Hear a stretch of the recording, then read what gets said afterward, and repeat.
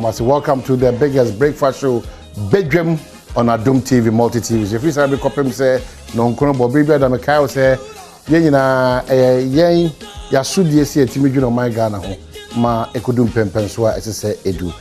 This is why I crowd, yes, I will be Kofian Pedu, as I knew Nasi, and yes, support here, Mukawi National, sound, the camera, lighting, phone, set designers, and have a control for.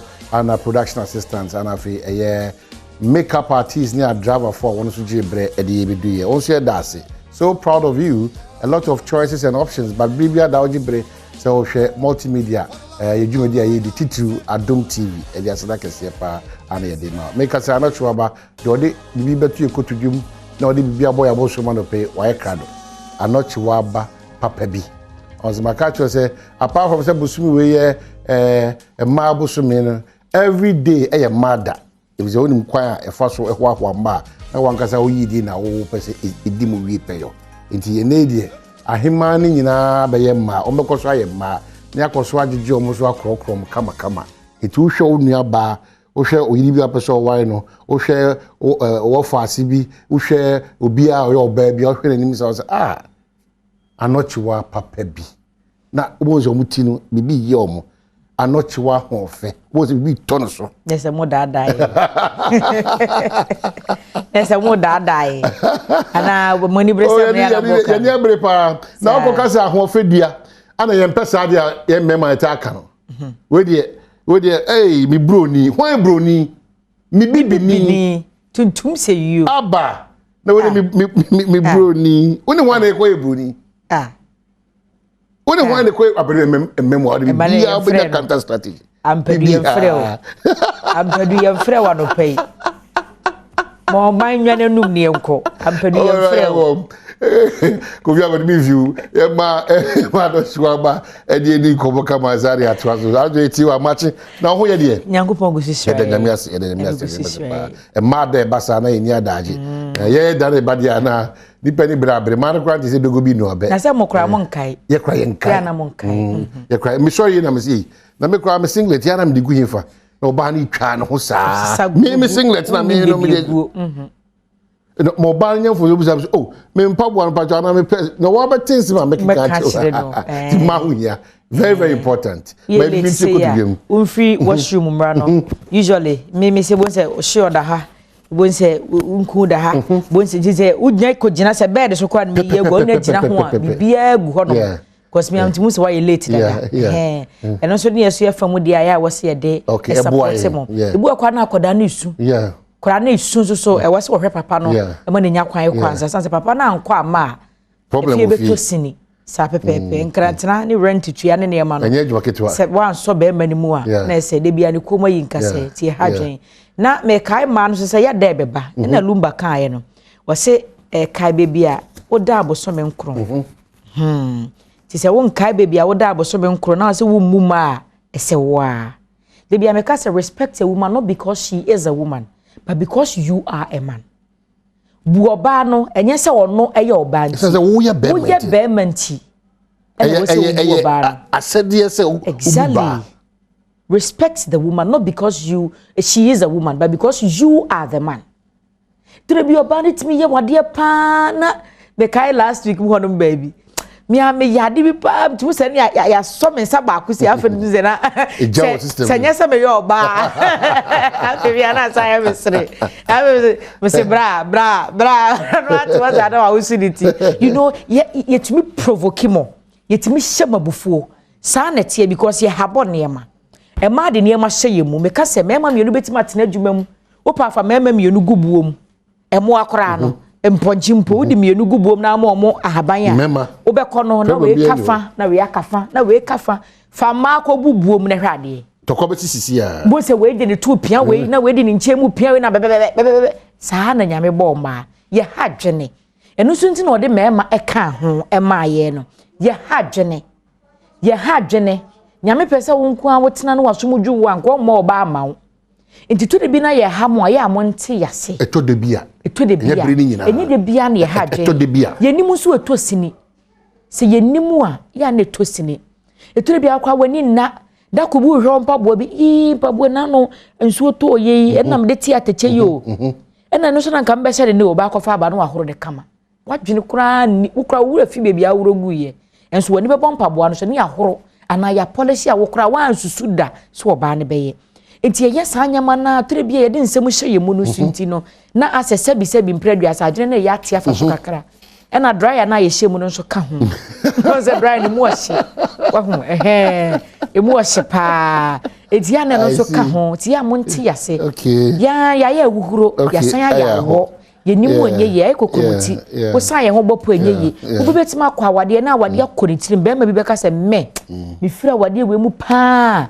enso ofiri mu ani boso me o sa akohye fufu wo sa ekofufuru mu wan kwasha awade mu kura be kompratwe mu ye kire se ye ni ye ho a enye ye nti ya ye nti ye ho ase ena tore bi so edu ma da se ya ye bedi a na mema ne bi ate jealousy ena ma da de edu ho no mu a ena ma da de edu it's because abata ena na ye djuma no nti ya ye ne ema ne nkoda ntena fie empempi enka ne no be ma na homache no woko no aba anajo me father for instance me hu ne fie anwumre da ukokro from fitem my friend last hour papa kwaku say master oti me hu ne fie anwumre da anopa no no nsori na me ko school me meba no me ensa no no mai o sa wo taxi enti wa pon fitem no onum no o chita ada wa be fie ntem kra ye 12 anajo 12 etimi papa ma hu ne fie anwumre da ti de biam ne maame de tie pam me school fees am ba beto me maame e pam me studies fe ba beto me maame engine the no money provided exactly eti bonse me bedru abonse wa frɛ ya pam no o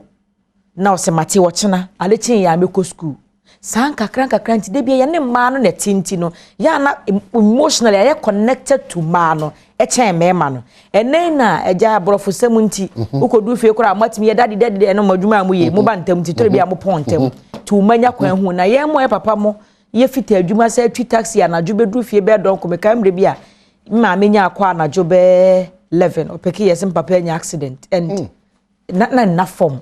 na form you get it enti nyase ya hwa ma no ya na nkwada no ye ne ma no na tena fie e chenti na ya na ase do no ayesa e papa mo ye do mo me de bia me ka I love my father so much ye do mo pa enti nyase ye do ma no e chen mo man okay me ka chawa no chawa ba bi betima ma me ka say na ya wada enti e kofa kase no eno achi agokansi onum Ghana nkoso so onum ana afi ye fisem ene eye empesimu ye kwaba e be hye wachiro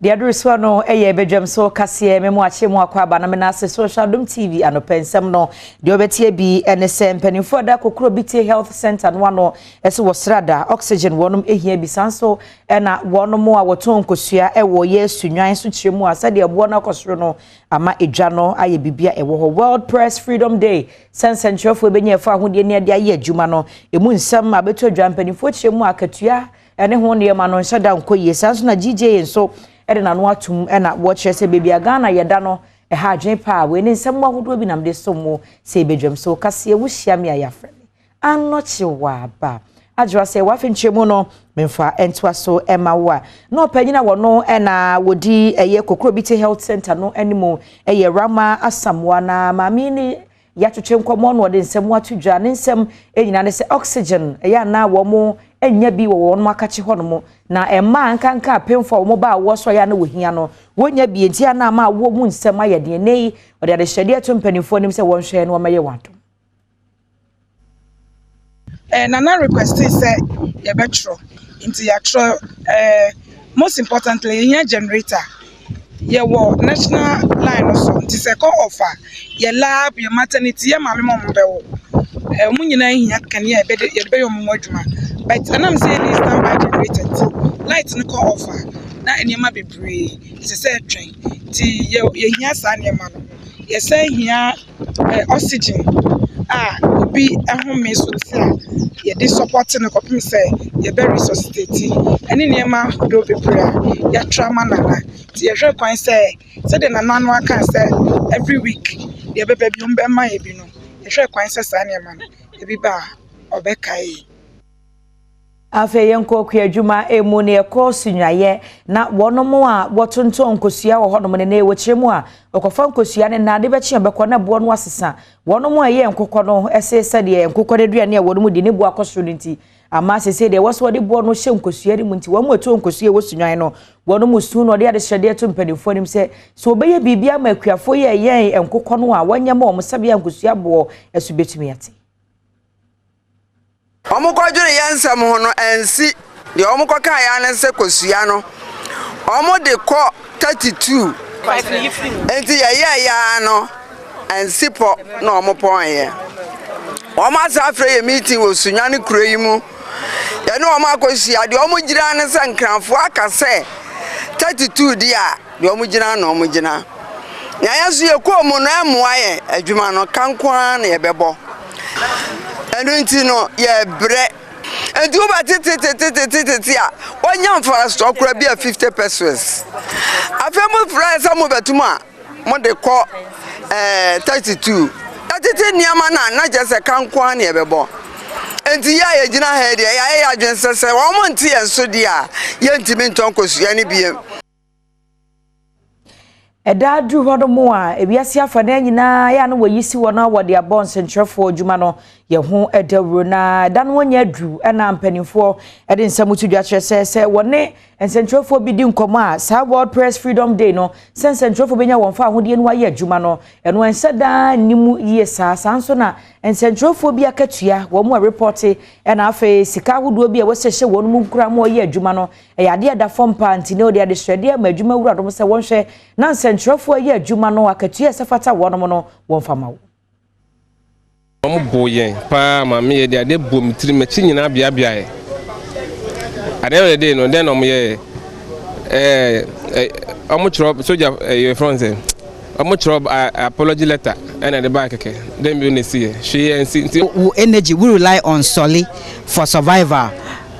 Our future is so bleak say one share one divert and free journalism now when you practice journalism and it is going to be very tough for you. Say journalists no e wo sika kra na attack no wo sika obetumi dia call hospital. Into no idea say etumi can't media World Press Freedom Day no me sure say you focus on the economic development of the journalists rather than the security aspect. Ni nyina mu no I think say journalists so bo omo modern na cheso wo sika da okotokuo mu na obi hwe osum kura no a wo sika de be kwa yaresabia ntie no ehia no na egusu agina sansem kro no emu o my Ghana aba ha no mo ansentrefo nkabo mu kuo kase bako ye wo Ghana Journalist Association etwanetia se GJA na emu mpanifo akasa no wo kyese wo hwa ma hodo wo ha ne aduo wo 180 a wo de asi hono mo a o my Ghana ebubu sesen ye no o man ansentrefo wo mo fa ahodie no wo asomdue de ye adwuma kasa wo no mboso no Ghana ye toso aduosia na ese that 60th position na no na titira ni di ma GJ adwuma no Roland Afil money ka se we no kora no kyese uhwemu pa no a na se bubu akoma obese o se depression na se hadwen pa sansa na no ada no ne da 30th position tie ba ne se ene yate kwa yachi a man ma akoma kwa aduasa asa be hye yenimu he democracy kan bibim ke bia membo a wa gizi na obia etie walesa pluralism we adwuma obia chana dwen say assemblyman MP when them go for to bisa questions they can hold you to account no banden ne kura waji in there say ahwase kura na what in team reasons being there go for what bro hon BC Class FM obi wi ni program na hona na wabechen City FM a secret operators work studio order work echi kalbe kuda no bi na other instances are isha on swinging kwa na mo wasting yim there e be chance even there be chika but the level of fall bring back so precipitous yenti bida but found bia one limitations only chere nti ma wasting just is a wake up call na chere all say could say nya kan bom ye hwe bibia nyaman ko ye bibia nyaman ko ye bibia nyaman ko ye we need to straighten that area bibia nyaman ko ye nya yan jintum we should be humble enough yen trans no we could have done better. Afeyenko my Ghana ya same dibia kese na sede dom kuma mu mpanimfo miensa ede kwato Supreme Court no anim se be ya mpanimfo nhwe no mfata bono ento 11 negigye no eso no eye mpanimfo akwa asetena no wahye se saa eso no de wode tusu enye na emom adwumaku mpanimfo aba se wonje seska na Ghana Revenue Authority wono mo nhwe na sika wogege nam 11 saso ni nyina no onfanto foto ba akum se be ya se dom kuma ne di nkunimu a se sika no obehu na no no bebi a obesan de afa.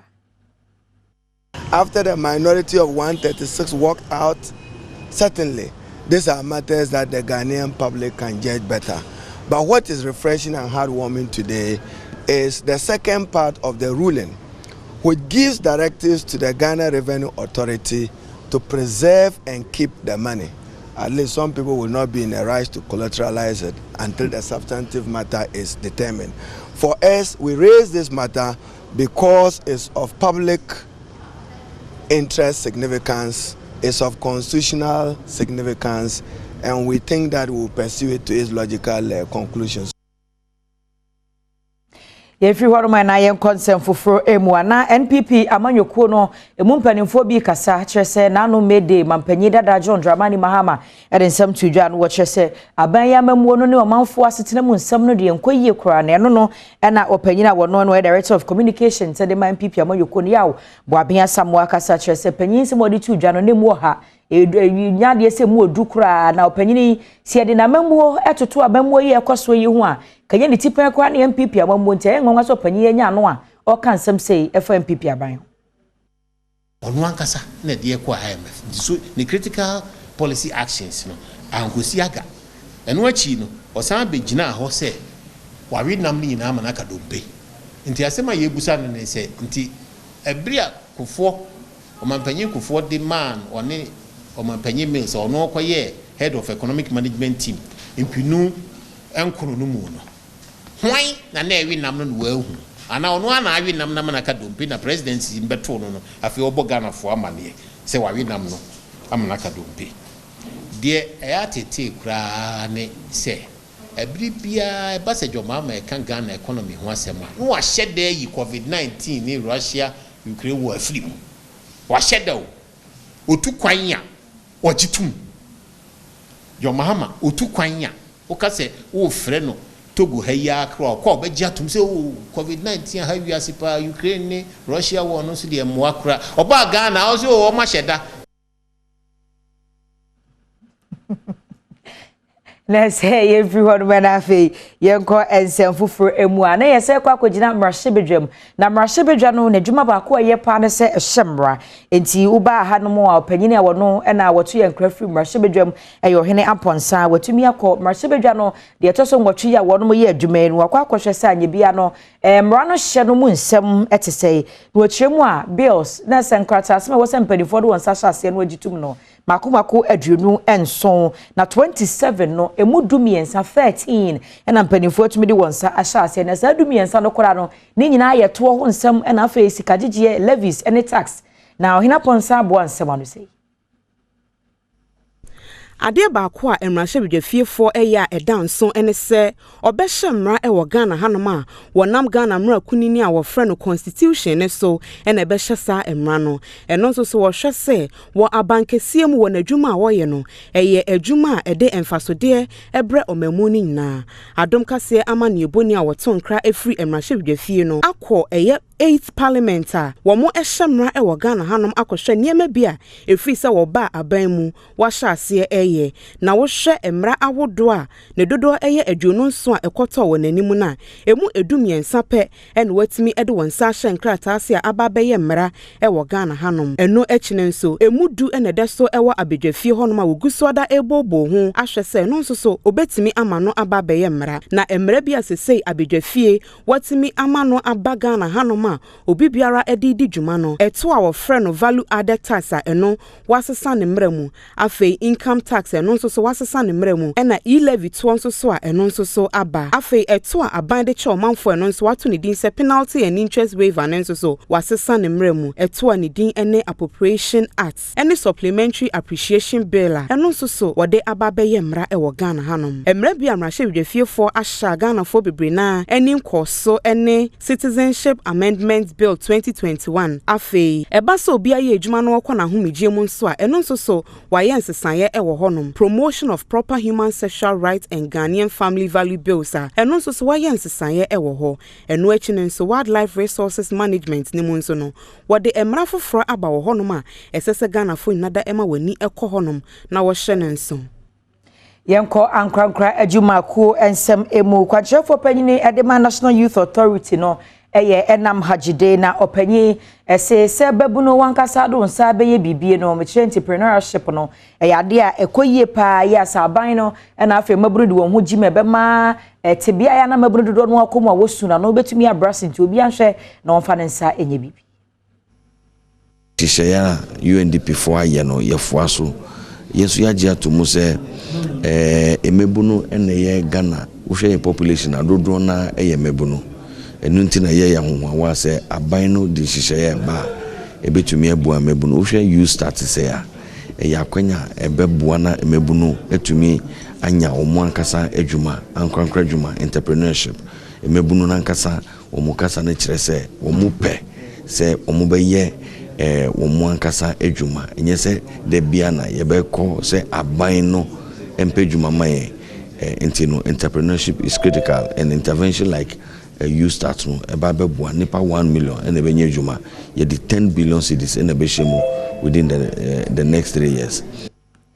Sansemi so na mejina na bedwam so kasiam de so ma no pemedi ne nyina esi wuhia me aya freme anoche wa ba adwase wa bedwam agbekansie etwas.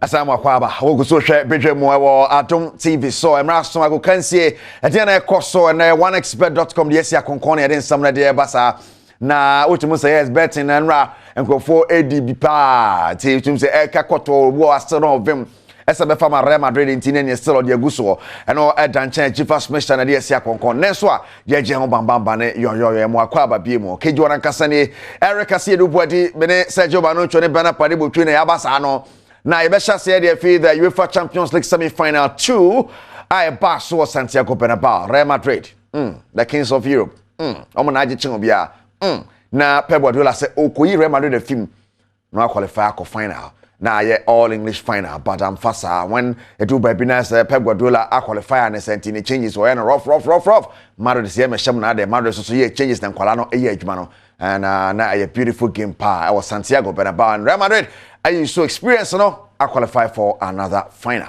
And Radio Kopie Mono 6-5 on aggregate match. Real Madrid are through to the final on the 28th. Kashan so South Mame and Enra live comment to us and FM near to my FM so then yasam keto akra share FM so na ejiremo and out to say yes Los Blancos. Action Bobre Patch say Europe won don't go there. Oba amon dem be wi kra na dia. Be dey chare send a see and then run wild celebrations or Real Madrid dressing room and I finish you know occupy the city of Madrid na nya easy cry ti otimu say yes teams they be supporting team papa e be team they desire you know something no ehun papa e be mu cry Europa League from one film one team amo against him kwa na omo yes na dia but the Europa League is on e send a semi-final no second leg in be see Marseille in final na bona AS Roma and then Leicester so boy in a Conference League now in the Europa League Frankfurt West Ham na Rangers and Leipzig and by close of today no be who the last no be who the qualify for final San Marino echo final San Juan echo ni na be send one some maybe see akọ Frankfurt for na yi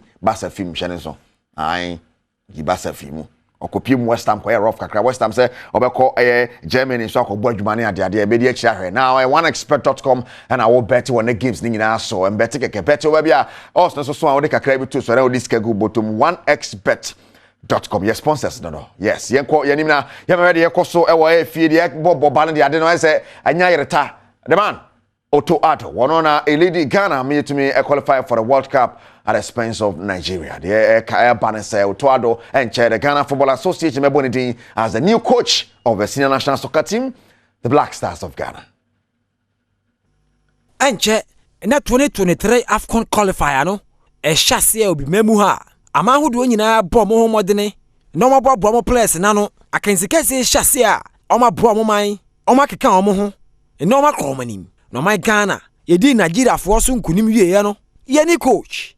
papa odi yanim ma World Cup yekopi ase Otoado ne contract no ewu a mpenifo ne naka se ne team Borussia Dortmund ebeja no enti ebobo ba ne se Borussia Dortmund fo ja papa ya anche oba beka Black Stars fonsa ne 2023 AFCON qualifier e hyase no djumbusu minim wadi mrante yanim enya ono nko a George Boateng o Aston Villa fo aso yenso ni team no age pene ese o meka Ghana fonsa no mobo Black Stars Masu Dudu Dramani ono nso omagye atomu ena ne krakra mu no technical director Chris Utin so oya gye atomu na kire se mpenifo di Black Stars anim ma okata no yekopie ho no omo na esan ba aye contract ena omo de omo nsa be hyase omba be boa ni ahye qualifier na se saa nso ena akwantu kesi aye de ani kire kata no omo di Black Stars anim na World Cup no yakokire ye bobre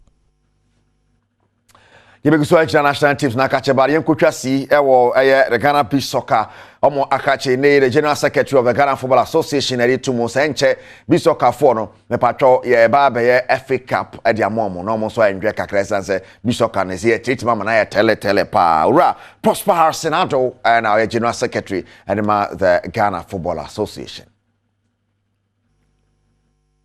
teams ahodo dunsia and o ma register afimu Beach Soccer FA Cup no nene ebo dubako o GFF waso ye wa mpenefo bodwa data na omo draw no abaso onim se GFA omo ne Beach Soccer ebo mu eye baako no tournament bia maso amfa ma boboku ahodo yi eneyi abrewa yipuma kwam Beach Soccer League no 2022-2023 season no eche bebaso nansa na bebaso no mpenefo se FA Cup no eno mu siginaye no ma ye draw no omo wie na som de akensi kese de pim so wie a omo de be prapra kwam na season foforo no ekwam mu ada ho.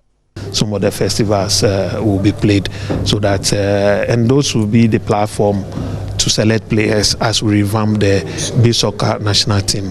And now because here this San Naba Pram no, they can even come there same way the other teams come there. So we've discussed all this and in the coming days no, you see we would put our weight behind it and make sure say better competition. So that will be the competition for this year whilst we plan for the 2022-23 season, which will be a full year Beach Soccer League.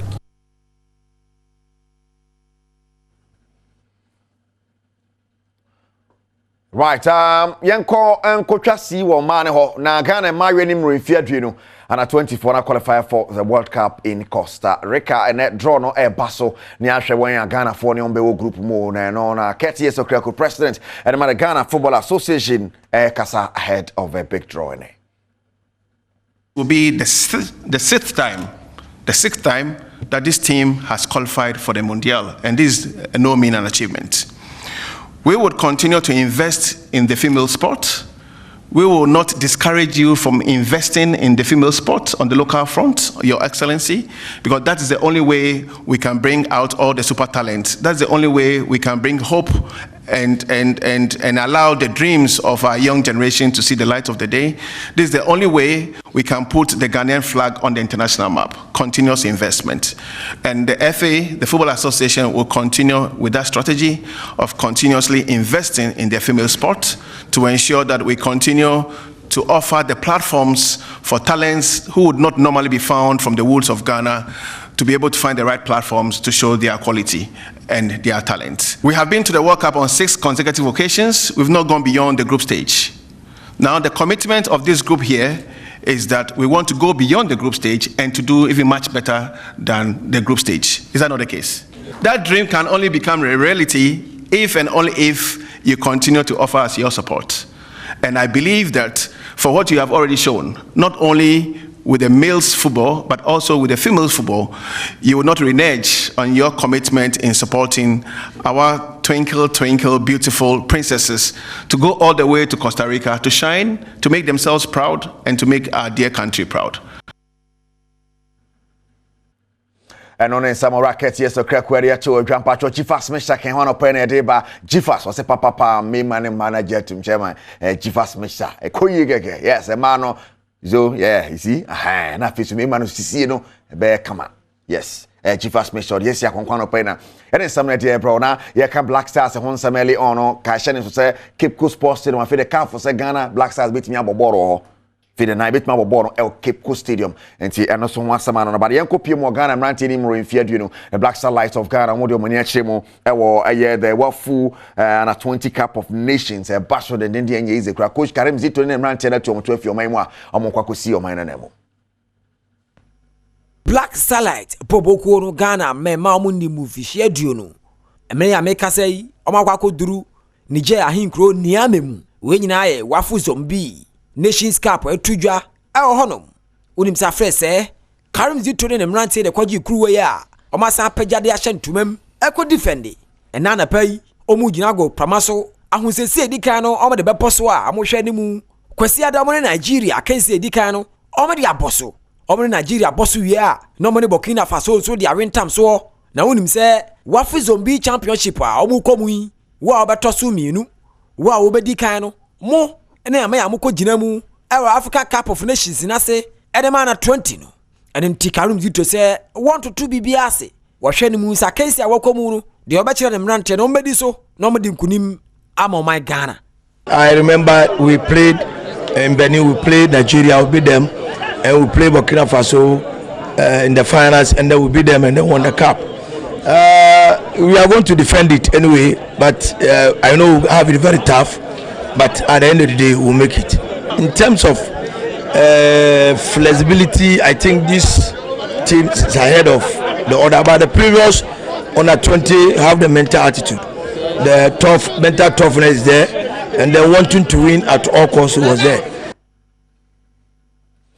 Kopie mo club issues kakra na ko ahyedu ketekena na makra so foku form akache wonim say de kan kan the league no nya ade o metima defend sense koroko de ko akroma de ko bechim so takotokopa ne ade a weekend ikra no wo hwa hasofok ne bechim ekra na esan ball but back wa ben omo no the MTN FA Cup no na hasofok for the film akache ba ne say no mani abre wo so a oba wo so betumi agenti omo nye jam ho na ombe san defend sa title no.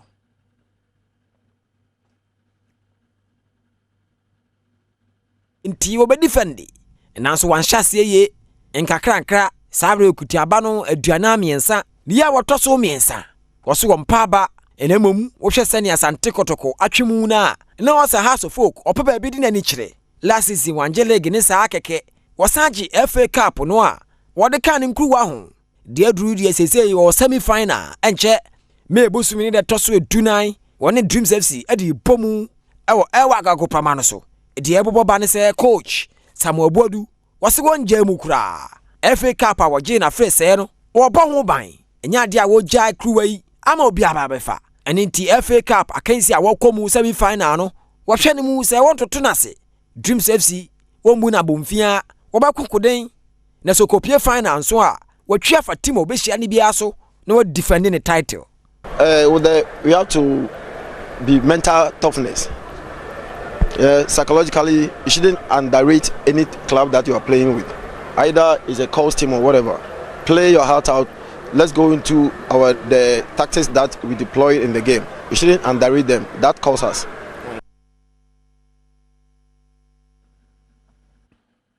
Yes, Kofi Yesu no. Coach Samuel Boadu no. This is still reigning best coach of Ghana.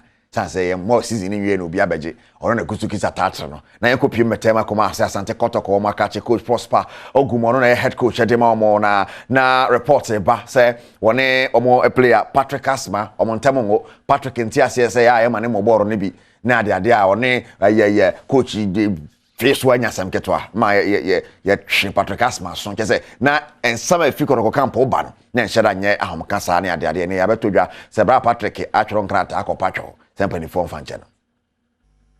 Patrick Asma enche ena coach Masa Ntikotoko Prosper Ogum ebon krata adema na wo kire se wo twena so match saka o season ni mu nyina wo ma brantie kwan mane megiremu ammo Masa Ntikotoko wo kire se eni amon nsem bi abrantie kokodi ye no na wo yi na nyina nyeye anu nti na ode so na to no so a wo twena so yi enra abrantie abon krata ahodo miensa ye ode ba ko akoma technical team no ode ba kwama playing body no ene de twato no ode ma management team ade ma Asante Kotoko wo kire se wo pa chew omofa ne bone nche no ne nya saa ene wote team a wosi aka wo mu Asante Kotoko no asun ye pa ne waje atumu se wanya ne ye se wo mo twena so ya onfa na nka ball enfa ma team no na season ne bɛkɔ na wieyɛ no wɔgye tumu na mmom nneɛma a ɔkɔyɛɛ no ɛda so hyɛ obi tirim anaasɛ obi akomam ɛwɔ tim ne mu a ɛno bɛha ne yie paa ɛno nti na nkrataa ahodoɔ mmiɛnsa yi wɔde apakyɛw na ahyɛ mu ma ɛde ma mpanimfoɔ ne players a ɔmo wɔ tim mu yi nti Patrick Asma ɛhwɛ ne mu sɛ mpanimfoɔ bɛyi n'ano na sɛ nimanim yɛ yɛto nsa frɛ no a wabɛgyina mu asi akan ɛde ama Sante Kotoko. Right, the Koso Korokoso so catching a behe the Penifoso Ebeka afa de Patrick Asma chro ekono ho na hyene so ma me say white na bekwa because ma yare ba ko white fita enye chief fast measure e be ye fi okeke kra be ma sisi yare na bekwa chief fast measure nemu yare wa small bisa anu ade no hadwen pa ni na chief fast measure na yi ade afu mo agina na so e be me mu a chief fast measure papa oneexpert.com betting company ba kwa kru mu ade don't go there bra don't go there papa no pacho us no so ntino fa matches be 5 vp now na wokono na watoka na wi kra ni ade na emu omre kwa be first word the options near be a yellow card, red card, no, then no, I won't make my qualify, no, to say Real Madrid be qualify, I know their shape now, any moon, also no so near the if I won't give me pants every McQuay.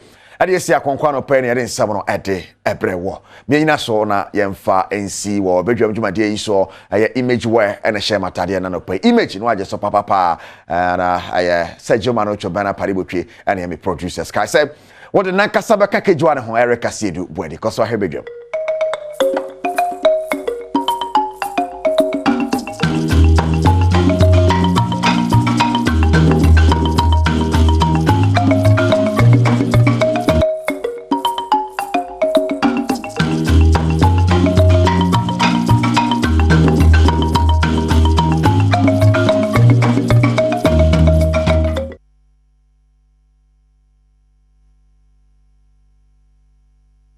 Share me chow na me sada wasiso ajibra so share eye Badwam on Adom TV Ghana ekosen me catches Ghana a chance still emu ye da so kese pa e ho no pa edema anope ma chow na me chia eye nuanom a omo suku nyina so ye che wo kwansongo so enioma me ensa na mde edi kan ye e-level de toso eye akwanhia ho komo na ne krakra me kwa kogina afo anyway ya kan hafo asem de menye emfiri eto emfamra anim eti medical kwa hafo ansa na matoato de aka nyina so.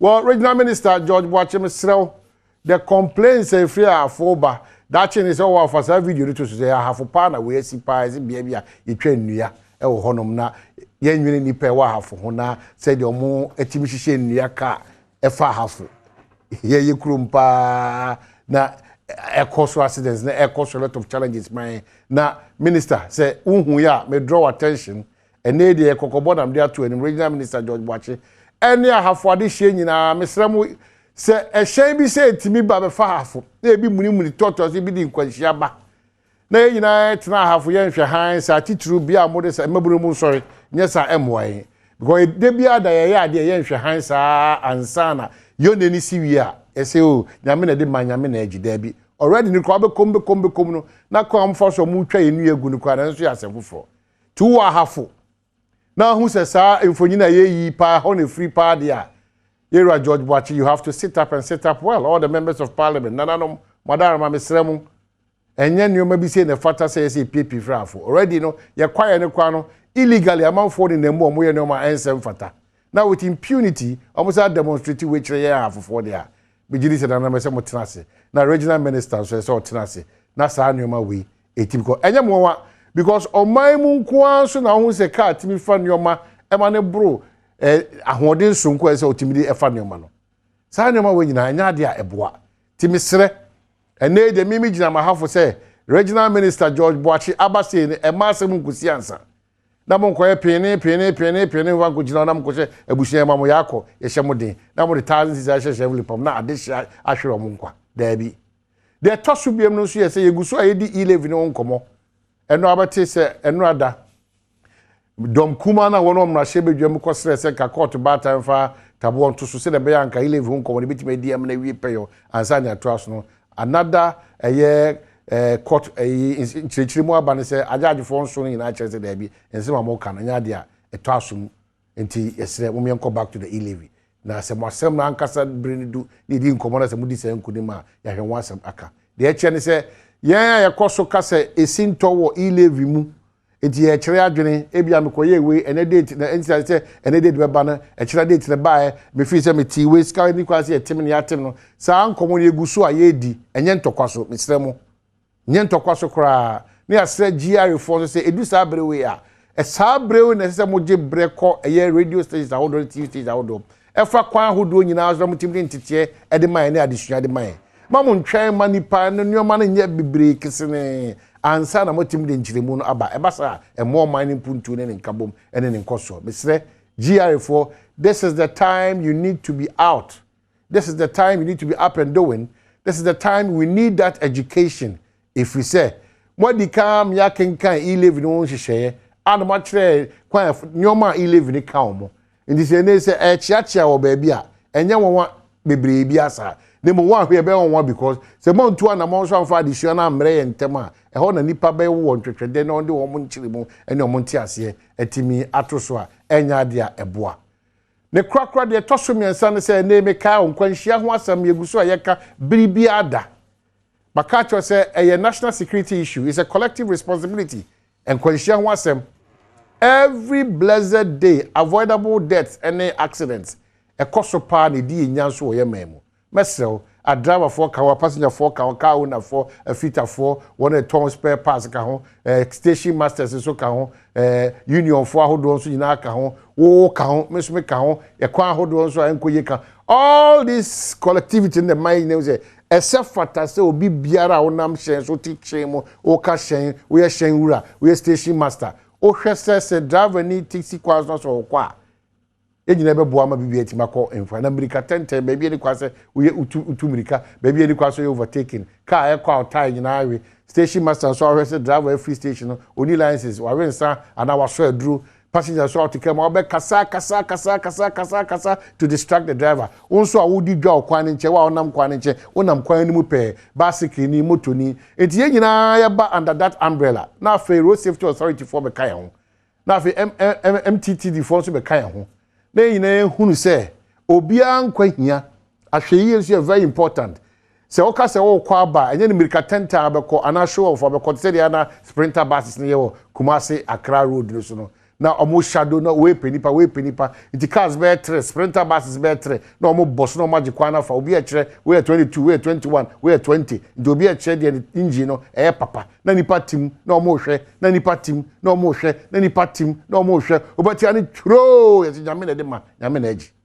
please I don't know because our mind chichire no it can never be when you road minister and as a transport minister a driver any or cashier and papa no to kunyan kwaji so e so ban also and that's how we have solved our problems in this country.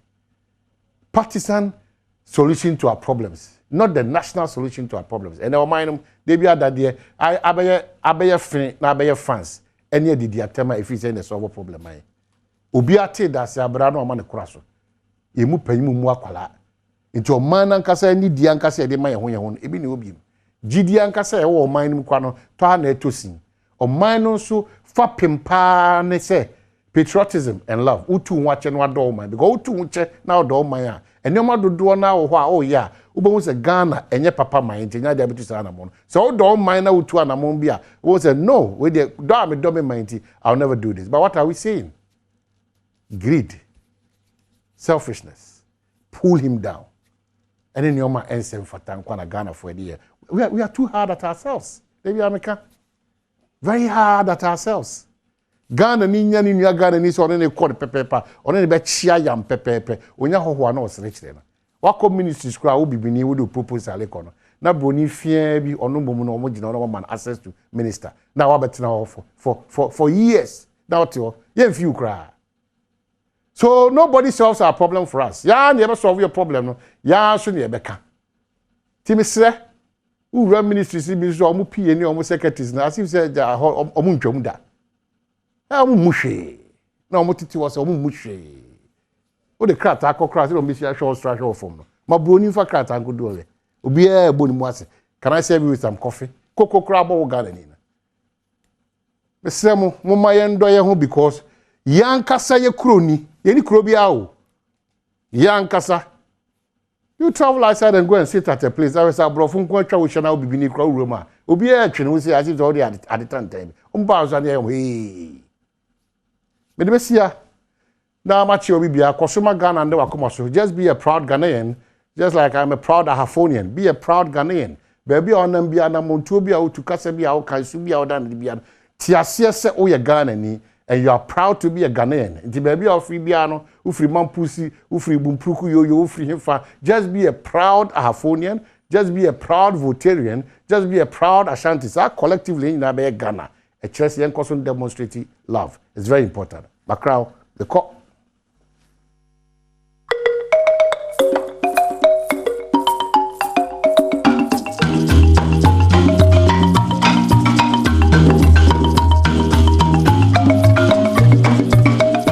Mena say the eduru so no eye efisem na nim say eduru sam pempenso say ya na etwetwe nkomo a menu mienu de bebo yekoto dwam afutu sem a ye de to ye hu ye no eno na abreso say ye esi nkonwa na ye de asomo na hyene song say St Andrews SHS ekwamemu abrane omo say oba na watwere no wantwa ama ne how craft na be hye wo mo say no mo ntonchia ombema akoda no atumi atro atwa na afi watimi akonto asosuku ne bi na watimi so akosuapon akese no ebi DBS Industries Limited say ene 2x4 na de kuda so watwam bra no fa na de papa nguda no so ma alozin trusses we are or the chance papa be to say Colorlink Plus eguda no so amount Calcate toothpaste eno so aba we ye nkwada de kwada freezer ne sie fifi kopim fie nsia mu no fa twetwe ne sen na ne sin nya ahode kama na afa kidimin syrup nso aye nkwada moja drosronko oba no ntumi didi si wosu a wo de wosrada pe kidimin syrup e ma ne no no be ma akwada no atoso no wadidi na woto ho no ma wada na wo ba tane so ho ato ene ye ba bedi nkomo broni be ka se rape ehun komo na ne ye ba na ya bedie eno kra ya de adea meni mi kunu tedem na bia me kon no se wo ne me edi mpamu agro na so setere no ano woni me di mpamu agro bra man fa me best boni be ka se me consent wan siki me consent ya eno so ye rape na ana kwatu atrinsa ye ho ade ne anopawo awio anwumro se de opani bia no wo fa ne se mojedro ene no nkomo ene ye ba bedie ti misre oba atena se wo so tie bi be man so wo so nso wutimi hwe bie na ma ati mu so nyode se counselor wo be ka afa na wo so sora wakọ sedika se ne me twen na ofo so wura maka so awrepi me eti nkomo na ne yemfrase na afa ye nkode enkowie na me ne counselor DY John ko na etwetwe nkomo brano what ba na se du afutuo nkomo se ya one ye edi ho nkomo na afutuo wo no so edi amaye opanyini ene so ye da foforo me mo achi ye nuaba ene yankomo na ye bedi no de pa na kire manfo nso adwene yie panti no ye monwuram ye kase rape a enchiremu ne sei de di kan be chia o ena be chia ya hwefo ene adofo ye kan rape na en se wonu obi nya empaso kitahudi a enya ne peso enye ono ne kwan so na kire se wa ma wo kwan wa ma wa kwanya na enso odi ni han e be kan by force o fa kwan bi so di ayo o pe meye na ka mama nya ka me ko ye we di na kire se ye kan rape na kire se o tintin mo bi o titiri no fom na wa force na na e won won se ye kan rape na ya na normally no the ye dwene we sex there but there are different kinds of rape or different types of rape. No nye empamu nkita. Ni nyina ye bia but there are different types. What we say your anal one. Say o force obi no wa fa na chi. Ye nyintum kura na ye chiwade no. Ye chiwade bibi mamu ni entete ye tradition ye culture de nyamsumo no. The ye nyintum ye chire de but and also a type of rape. Obo wa person fa wachi. Ope wo mpe no no person wa ye. Nti ye wo the sexual one na ye nim. Paso de be ma no wo ba de nyame boma ayen eno se me force no ada no another one type of rape and there wo annual one se me for wachi na ope wo mpo me se ho na bepe na wo ye mempre na me se ho na bepe na utumi enka da bi nti so you kun se ye whatever no wa makwan na be ne wayo and there was something we call the mirror sex and also a type of rape naturally say and also they say what we say to be foul phone we say me pese me hu Adija special long distance for yi ma feel me say me pese me hu Adija and so me kunu me mpena I'm not ready for all these things mean to me nya me pesa if you say or say what do you mean and you know me say oh ha na ni gu so chenchenachi na ndo akopa hwehwe usefo na what time na wo de kire wo so wa de ja wase onufu another force another type of rape.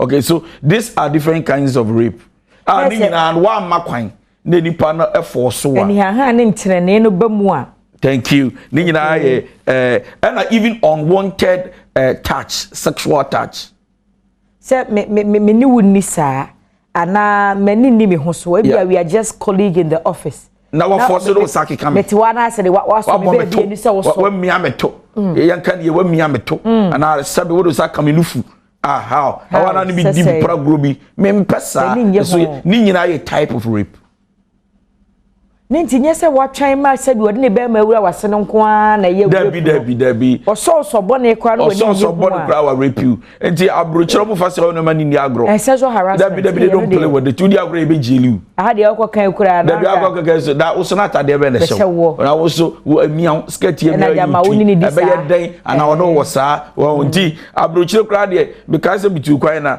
because restaurant bia because todiane ena krachi wo betodiane lady bia bo todiane mi gina ho enye se story o guy no share this the lady ni betwam as you are beautiful I feel like you need your kind I feel like you know but the moon say lady na bonus throw pa oh man on pa so everybody was like lady Ghana because mu ade o ya ma so o ye dwe ya titi ni pa then go for here once I was not going to call the police for you. Yes, be so can be beer. Sexual harassment. Thank you. Tababa wana fe ni agro kro utwane ni so. Ba de kromo a sebe. Enti na ye ka say rape no. And then they say wa makwan. Na kwan na me ho. Na me mpesa wa force me and my yesa. Na che se metiase ya. Oni be makra ware na mote ho na wo ba no na wo be ma no wo kon no. Na wo ba no yire wo no wo fa na wo je abi wo kwa no wada.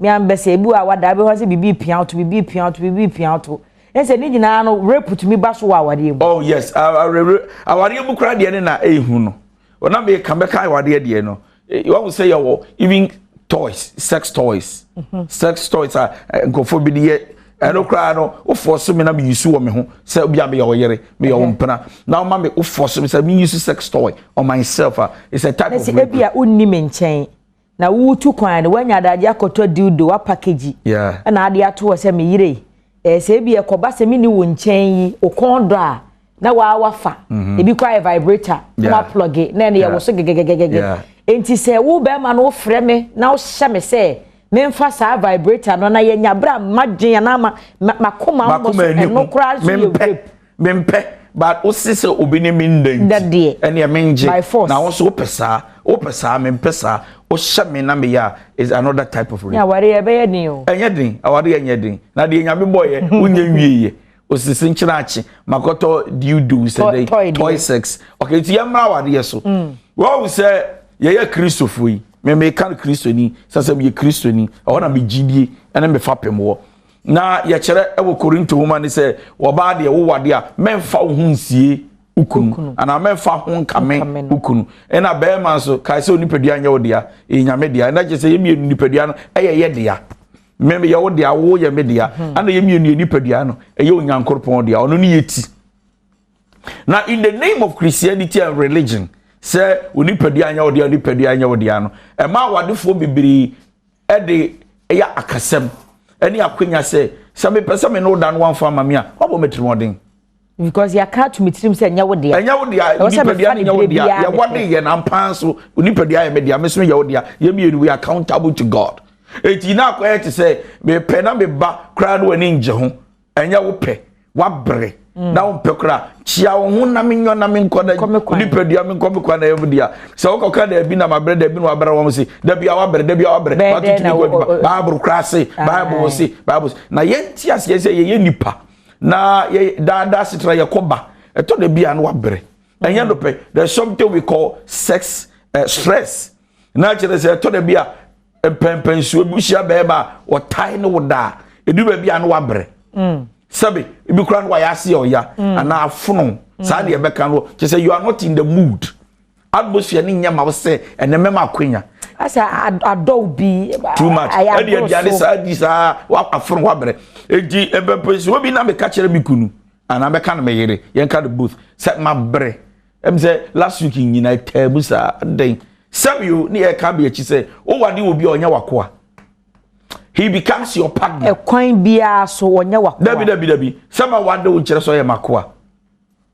eji memma wo yere yen kan sa esan say my rep memma no so be me rep ba so wa wade na mabaji wo busia man to me ya mamre amane eti se wo ye busia bi dia wo say nyame ba sebe na ka me be ba no if I'm treated in that way would I be happy de busa sa ena wo yira kwadwuma wa bre ana da bia week nyina to na ba ko bi abasa obeyo no so kuma bre this week die ma bre sebe bi kwa menya cat ana sebe ho ayekuru ana ho hyehyeme ana wo de penetrate na ye me ya kwan bi so wo bi kura wo se wakọ aba wo sere be ma ne se nka do ma ne boso me pe be ma ne se da bi mi ntumi hya me ho so wakọ ma na se ate ma ya pam ahoma no kura on se ahoma na ye de pam ne kuro ni wu na no ye na ya rubber yes enka ne na ne ye ko twetwe firi mu it was sere se nka be ma ne kura ye se so ntumi ntira so hia so an se rubber yi wo tena so be na first de na me na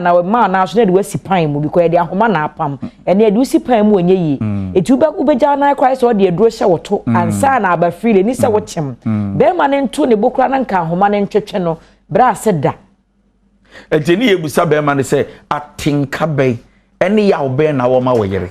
You see, if I am your partner, there should be this connection. You should have what's so Philippine no debi untumi masa makowo unima wo na sabi abofore fi oba asia ba ni ya tisebi TV ya dudu kama na ya wo be fam na yasa ebi kura na ya ntwa etse na de ti na ya na tie na ya pam na wedi na awotwe busome na wo se twene kuru ni na mebre osi chenchena ache temi nkwan me no beda ya ye redisem kakra na wuturimu ya ye den and these are all types of rape there ya say we no koka de fie so obi anka bi ma wo da bi ye be ka to say we ya de yere na wo ya de yere awoso ye ekro ni wi na me kra de ka be ma wani ati wani abie we ya wo hyeso ni be ma kristo ni ma pa awbu hu eti awade ase o yere ubu yere ubu ni nipadua se ya wo de ade ba bi aduru de ya wo fese wa wo ma wo thank you me I was say me you know, I need to exercise self-control, train kakra. Because you went through all that pain to give you a child. I'm telling you. Naturally, say okay, only the kode oba ne suka say e kro no be pramia. Na ko say utrumode be the da ho na menye. To da odi wo ye nyina o say upram tobo. E kro ye be ni je be mpo ne wom. Ba be ma ho be sane no. Na ono ye selfish. Na wo dwene ni hunti no susu say media me ye ni hia me na wo kro de hia me. Ejini ye ka say there are different kinds of sex or rape, but the also what you say ni nyina echi de wo yere and wo kunu fa na adwene mawo ni padua mawo efri ni pemu so for so na wo ya you've raped him or her na ready moduma ye din yo eti se nkomo bi se eba mo ani mu a ya modi ni sei eti metimi asore na mafro na counselor na misu da ya na mikunu na me na me kon no be busumi ni de ete de wosi tete me che se ebu okura che se otimi pia na ye ewura tokure ni se ewura mansa na wachumu wa chenze wu prame ase wa nya ase de wo etimi wadanfo bi okan se me pass me ware ne be ma tena dem bi empa de be ye den de wa famu nti sexually enso dan ko se ka wa obi anim se o ka wa de mu de nke wo sa asumdue kwa so na mo ye no enso be ma na abuse sexually ama ye ne den se obetimi watwempra so the moment ababa awade so no na okonachi because ontumi ne wontena dan mu bie be man tena dan mu se yete dan mu afe enti se obi a wakotro ma mu sa ba wani mu a mo handle mo say de di kai wan wo say oba bi kura wade need to be ba won chen no aka kire say na se mi ku kan na e ka so opeso fa machi ana opeso fa machi o ka se de be no aka kire say nkofo se no ede te pese be test no so hwe na ne yere no wa the pressure ba the pressure nkofo ase aka kire no be ma ne se eyede enti opeso ye na wo hwe it is not a good way. It is not a good thing to do. Now, me saba me chia beka say wo yiri ba wo nchen ana be ma bia ntie na wo yiri bia nso ntie se ye ka se wo forso do da ye rape nkyere se boa pan so yo ti se ene de me fema no wa hyeda si utirimu pi a hyeda ye wa ne se ukunu de ne de wo man kwan esan boni bi esi esan yawde bi a aba esan asem bi a waka awampe nti wa hyeda ye wa ne se eye mba bi nsusu ban se me fema nti be ma no su se wa hyeda boa pa ene masa ene de me ye o de bi sinsi ma bre wa mama tron wa man tene ne ma bre o chena be da o de ma me na kakra na nyane a me he ne me ye gbra ese dia ndem so say timetable na boda ho ne ehunu say ebena de bia be ma bi ekoye bi ya wo de bia be ma bi ekoye me de bia be ma bi ekoye but oba bi sunti ase se ni nyina echi enye de bia na wo atinka ema empaso kita hodi eto de bia wa bre eto de bia adwene ni kura ni ho eto de bia stress bi depression bi wa frustrated kakra enti no what ase se ene de me fail de bad ose obeyo ose obeyo no awade enti enye wo hyeso fra ko mapamuti ma me fe ma no me de bi okay ma nya kra bi okay nenso so oye mi kunti enti na no na nya rape e akoma pa na wo de yo just that one no you are not in the mood but some mimpene oi kwadwo mi se mimpene ma chichiro ato na say be say one of our actress came out and said say na wo mpratwe bi mu na mpratwe no be ma ne lock de hyede mu a okoba no awo na to papa no alock okoba no awo na to papa and on the hyede ma em say 7 times 8 times a day that is what we call rape anya ne pe wa lock the men ko ba bia me pese obi abehu no mapew ntimi abi ko ba 24/7 osiwusu sa it doesn't make sense. So even if you go like I'm tired and the boy my break and there are men who are so addicted to sex that when it's your bar every single day I just say nyame awadom no nya wo men say bi okra na o men sisi bi mu kra no so ko horobra na menyo. So please we should understand say o yiri bi ba me nchen no be kan we kire me I need to call both. You can't listen to the woman and all kind of saying oba me fe man no show so oba fa de born you can see that be man no so ba say me yere mfa ma me a o say adai unim so mfa mo piano to kan to wo you know utumi yes anti do oba dey say utufu e wo finfin wo tufu e wo finfin say phone so kra wo invite you me over no watie nie nti a oba ne mfa ma no ana ne nti a be ma no so enko ho ana wo nya akwanya utie nie no you can wait and know say yaudie bi ana oba na bre ana sabimpu ye trafidie so ga se sabie bia na ne be ma ne sododo enti wokoba akomienu a oba na bre ontumi ngibi e ntobo ase enti wo hwehwe ni nyina mu na wote ase a then you can address the issue but you can't listen to one side keke so tie fa akono na wa conclude we don't do that. Yankwa homaso e na yenkodi nkomo lawyer John Day aye krado fe na yensa ka no na yenhwe se emramu no nso no sai enamra no eka efa oba ne bema na mu nkita hudie se bi oba no ama ne ho kwan na bema no ayire no afa no ana bema ama ne ho kwan no oba ayire no afa no tere bia na akogina emema efa ma nko aso enhwe nim se tere bia ma no nso ebi hu ohu eche mema no nti omutimi overshadow ha omani kire mema no ma woje ohu anyi nti enko ahoma so lawyer maache me da asese ebo opinu ma waje enso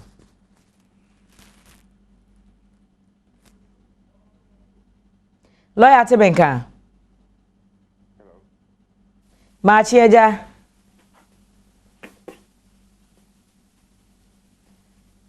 lawyer yemo ye homoden na ye nhwe na lawyer homa no entutum lawyer Tebenka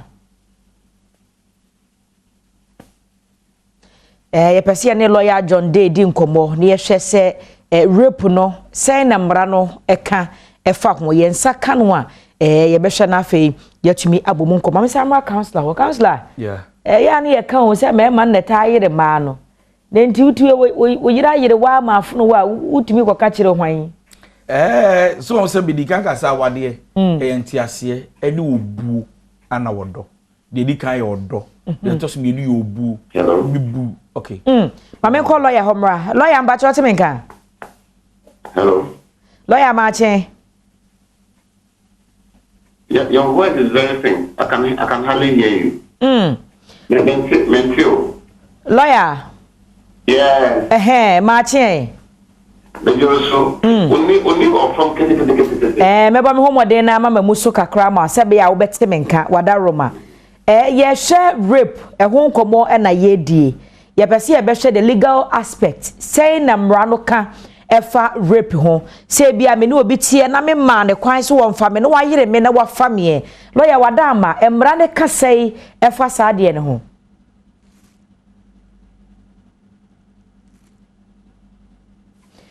lawyer ntime nke bebo homoden na yensa asan aka na homa no so na yedi enkomo ne yewo se ba mo ma yire be ma se de culture ne system ne tie ka domestic violence mpo a meme ye bobi sutro pa so muntumi nkoka oba de ye ne no wadu drop su no wakwa akoka eya na mema na tesen mema de wo ne se be ma so itumi rape no ma eyeyi na ono so nya ne pe me pesa me no beda ana be kan I'm not in the mood. I don't have that feeling. Me ni sa atin kan say ne me ni ubenya mpaso kita hodi oba se kenkeke aba me kon ene de kwan bia so meyo no awro no ho no asode no atraso brom na de wo ni say enya de pe no so nti wo ba no so repi no because enya de pe na sa de yesore enya open ni se nkasore ya think anti be me be sorry o transnational ya ne hu betumi asane no na so still enya de pe it's against his will. Anything against the will of a man is not right. Okay. Adia bia enye ni pape a wo hye no mo yo no it's not right. Enti asori die what transfer die anade obe bia waye ne ho asane ne die na so still against his will. E bia be wani mpen. Yeah, of course. Yeah. Yes. A wotimi nya kokodo be kai. Oh yes. Say na yere sexually very active. Na debia o person ne da.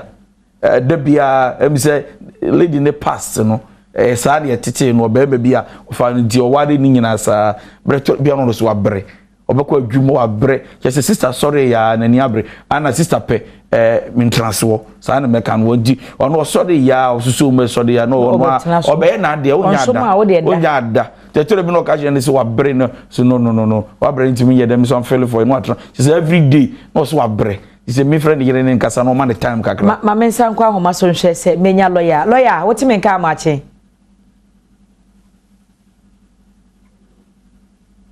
lawyer ti menka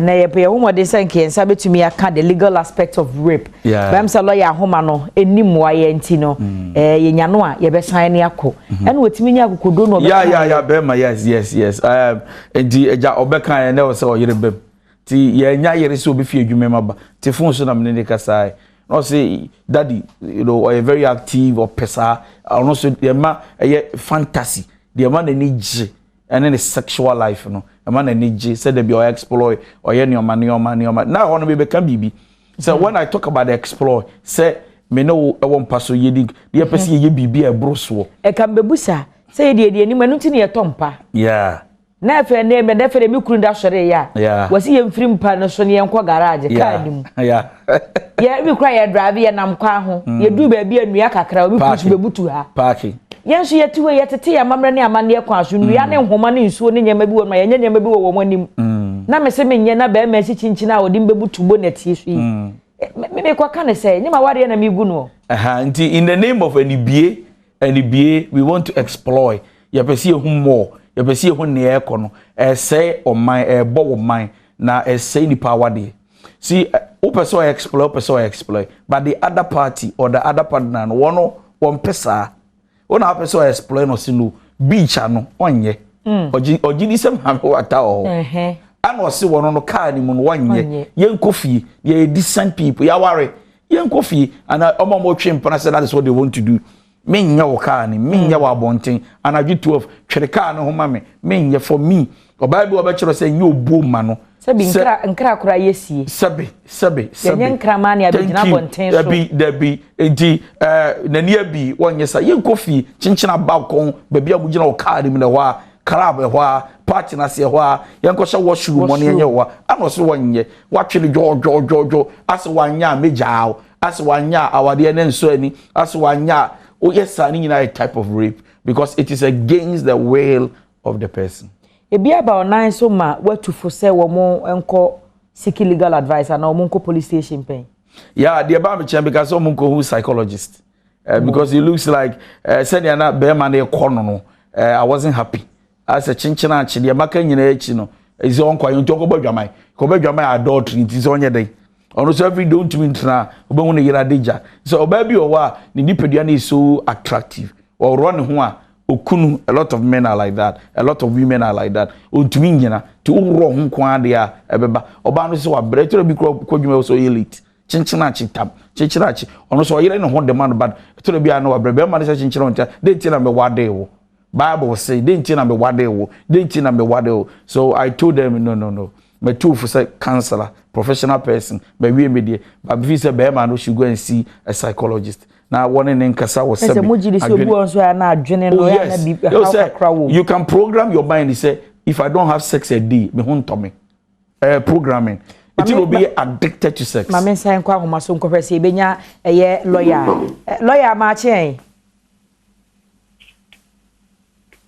Lawyer mba cho temenka. Yeah. Okay. The same problem.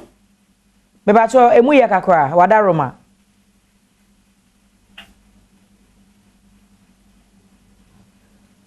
Ho na se ne lawyer homa no ana enhyeda ennim waye. Lawyer ma che. Emunye yenhwe se betumi asan afre no bi mu ana afei lawyer wotemenka dachi ne hwe se ubetumi asan afre no bi mu ana afei yenhwe ne eni nkomo enti na se obi wo no ma ewo so okosiki mental redress ana ko psychologist ho mum enye de obeka bia ni ho no mo a ebesesa no it is no refer no so wonko psychologist. Yes, what we say addiction. You can addiction naturally say what to be time. It can be smoking, it can be drinking, it can be anything. Sex. Obu a young guy see so no or yes sex is ultimate trust a day within a week with that sex. No be yera no. Onimu ye. To why addicted. Now what do what or addicted to sex. And then no see so now wo dey wo say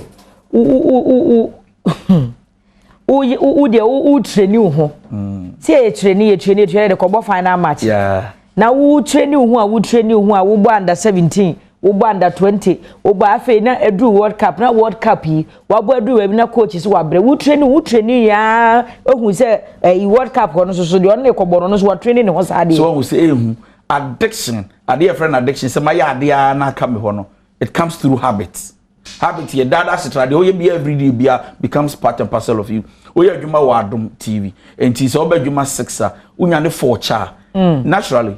Without setting no 9 day when you bet why ya match. Now oh yes sir, there be oh yes sex why dream mouse say you are training the body. Just at the point I know ma aka. Now, so big jai, you need a psychologist because somebody must be able to talk to you, help you out. And yes, sir, or partner na obemana bre. Because if you are not also on your sexually active, sir, on you be a de be a pam. The okon is wa bro, edu baby cry won pe. Na so senia wuti je so wode maw. Obi wo no ma wutie nkomo na. Nso oba ne pon adwuma kro ohun so kofi. Bu aba ma ne pon kro ohun so kofi. Obi tumi ji leave no up to was me kosra me ma me kakra. Na se sebi wo se ye ti ase se nye obi an ne pe no saa etumi manipa kura ni nkafie wo se wo ti ase saa enu nti awade mu no enkomodie wo sex ho empaso kita ho die ka awade enkomo in fact mo twempena na mu no se mo bossa enkomo no bisa because this ebia no oba no sexually active ba won ti saa you should be able to know it before you even enter into marriage enkomo ayebo it can part of courtship. And Sunday, what didn't say a bon combo that that's a week, which me I as a grown combo by Yebusa a week away. So me cried the meeting trans 1 month. I mean, yeah. What I say, we say, oh, me, there be the week be at least 3 crime pay. So a boy, my unya kunya who nipa, only need 2 and a mono, quite before so be kurano. No, what I say now, what you try when ye, a head they are obejibi. No, I bow on the chain. So, over to me, and one is so go your mind, and one at the agony and mentally. This mind will tell you that Kaisa na what should be our pay. It's just why you're prepared. Maybe why Monday, why Wednesday, why Friday, whatever it is. But you know so pay. June to win travel and watch you now on your M1. Me a mempei enso agya wade e matena se e bi ma ebra iba e di me ma we nso akọ ene agya me adjust here. For how long can I adjust? You can't adjust to sex. The truth is this: sex, pasukitawudi, does not guarantee a successful marriage. Number one, and pasukitawudi does not guarantee that young guy na ne chimpra or no that because are sexually active. No, the bia pampa okwadawa pampa say you can see each other that they mobile free. No, doesn't guarantee marriage and even a successful marriage. If sex is all that is about marriage, and then I can see it as say we been worrying cheating. Esa say the here ba ko ye sex ntina mbe wade wo dia minya no the jade ne usen cheating na ye santi as say marriage is more than sex na chere say sex takes about 10-20% in marriage. So how much mo no be ya no pe. I'm telling you the reason is that our dear nankasa is based on friendship, relationship and komodie adamfufa sedie etunu obi twempra na adamfufa edi won komodie ni asemaba because eto de bia wade you can stay for 1 week 2 weeks 3 weeks even 1 month ebia na sex in bed. Sex is so every day krampa na komodie nimu a you become boring. The only thing that activates the marriage about wade no eye feye dem out eye sex na hade say eye sex within 10 minutes we dey oya de bema 30 minutes 24 hours 30 minutes akai 23:30. Thank you. Now be pacho 8 hours kran ade da akai. Now be pacho ko adwuma so be 5 hours akai.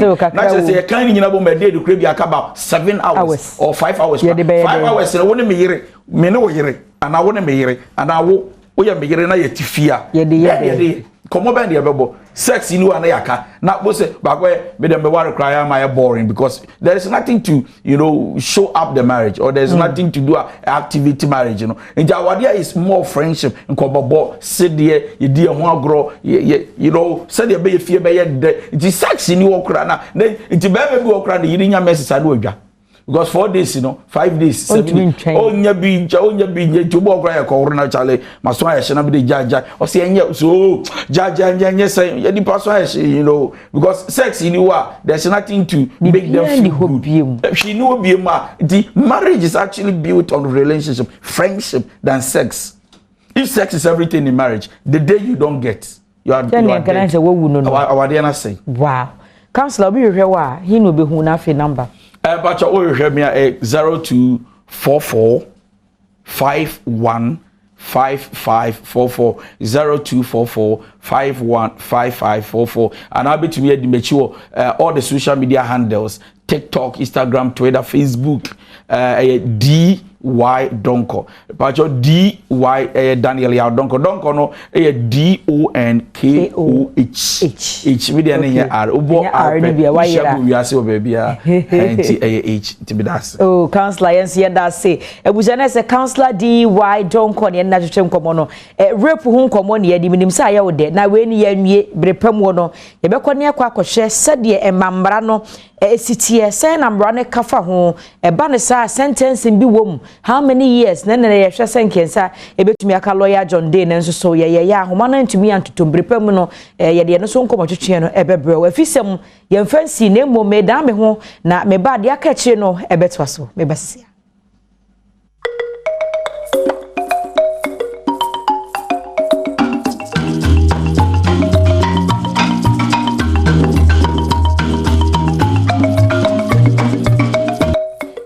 Efisem ena ugusu a wo hye no hewa Adom TV so de adreso no ye bedi apomuden eho enkomo enti kame ho na empanimfo ya yeta hia wono mo pa bra no mo ba na abeka kai wo se ndura wo hia no eno ne papa no na papa ne de hen eno nso nie eti ene me ne Dr. Kwadwo Kuma na ebetwetwe nkomo wono no ne wosi Ghana Herb Therapeutics for womo anemu meka na Ghana Bam ene dika bam trim first so Ghana Bam ye toto ha e de ensaten ate etu obi agi 50 Ghana so ehun de meka no eti ene ho nkomo e na ye ba ne abedie na enu na do so mo Ghana Bam mo Prostar Joy no mo Ghana Man eti opanyini Kuma mache ya se hia biem ya se hia biem Odi am say COVID dey usuro no papa because o mask jajajaja wo gonya ho.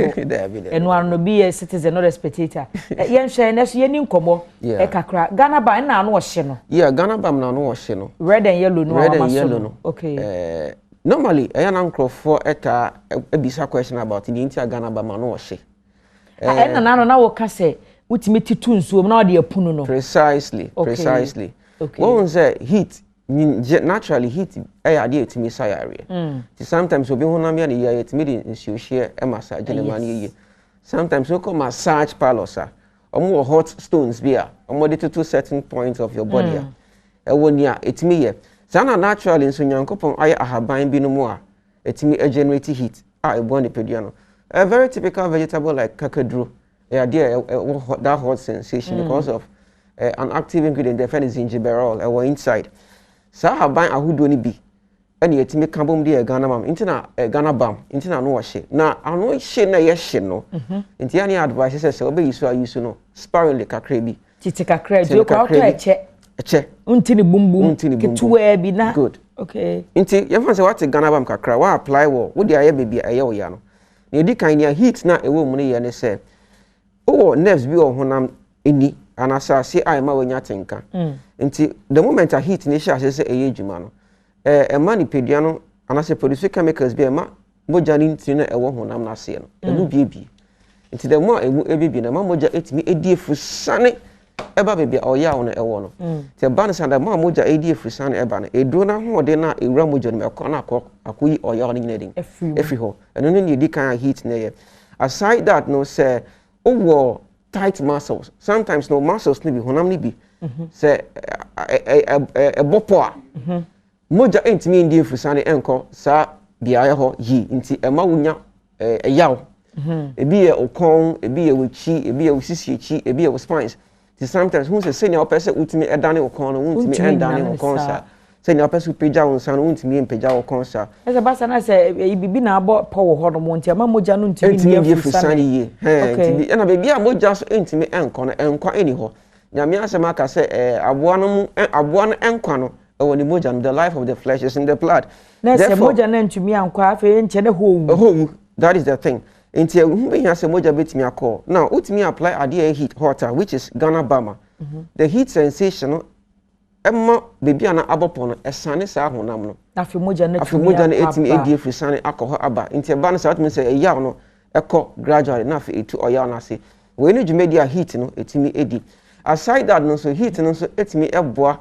Activating nerves na honam ni bia na ma wonya tenka sa nerve fibers ni na heat na etimi activating ema enkwa esanso ebem ntina obi a wobegu obi a ne nsa ene ne nan agene na se asense no awo sa na nse acheme nsa ne me nan automatic Ghana bam kakra no apply a moja ebetimi di fusane e kosa bia ye ho na enkwa besanso etimi abenya bia to pharmacy obenya bia to pharmacy e be available Ghana man nso Ghana man nso no be ma de wunyi a naturally when na with testosterone level e woni peduanum enyi nti ideally no hu be hia se obenya ade bia e betimi a supplement ade na wo lack your body no no na se wunyini no bi ahode bi kofo ahode bi yo be me bi o homo bi e fa testosterone ene ma be ma ye be ma ene ma voice e deep ene ma busu mi ene ma o develop be ma se any testicles bi bia ene ma ye be ma ene ma o dance se be ma from oba but unyi na sa eduro na wo ni peduan esote aha nti hu be hia se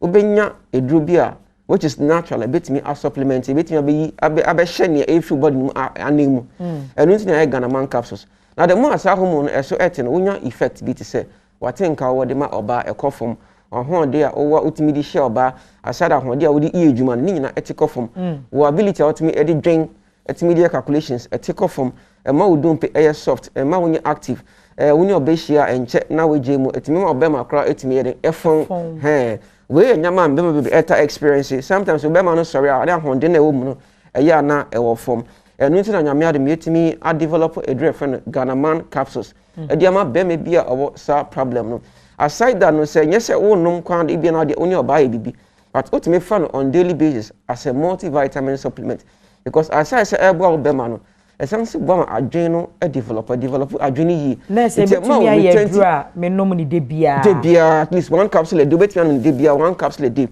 for be man kwa na bia wadu mfie bi na ahwe na ahoden na eba fobo a utimi ekotobi na de bia wa mene ba ko na ama ahoden no okay mpo de wa ahoden no kofom de utimi no mi no but who person fan as a supplement de bia fa ba ko and the good thing about yendo ne say about me for be man so timi fa because oba so atin kan etimi ekofom oba so timi nya issues with the memory intini oba betimi afa be man so betimi afa na person oba man no se be kese eka ho tintin upese mu ye den a Ghanaman capsules inti do abema bia betimi afa oba nso betimi anom amana ayeye na afenso ye prostate joy na ne pese ye catch bema ne se omo prostate na yekese na se bia jonso na mbayi ojonso a emu hwehwe ojonso emu pai mi no ochim ansa na jonso na ba se bi ojonso obu ne tot ojonso ahode na edeba no ahode na ewofoma edura etimi etu ase na etimi ema prostate na esanso etwetwe eko back to the normal size no eno ani prostate joy ya de bia yatimi analyze scientifically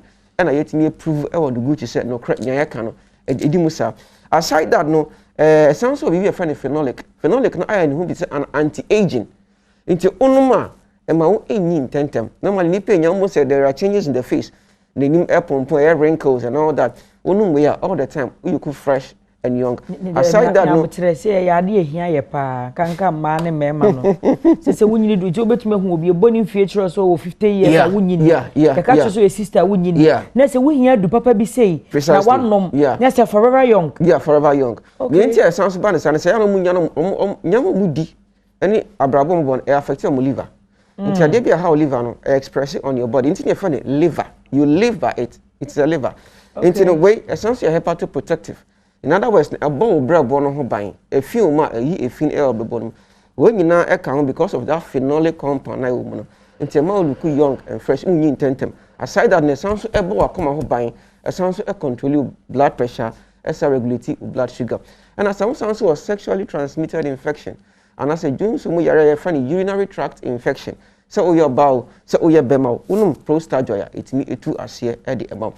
Into a drop here. Junso mu how. Junso mu how. Pension bi how junso na ase mu ye oya. Precisely. Junso do kwa na ye ma hyew. Good. Edu ba bi kura wutimi junso bi na fe moja esoso.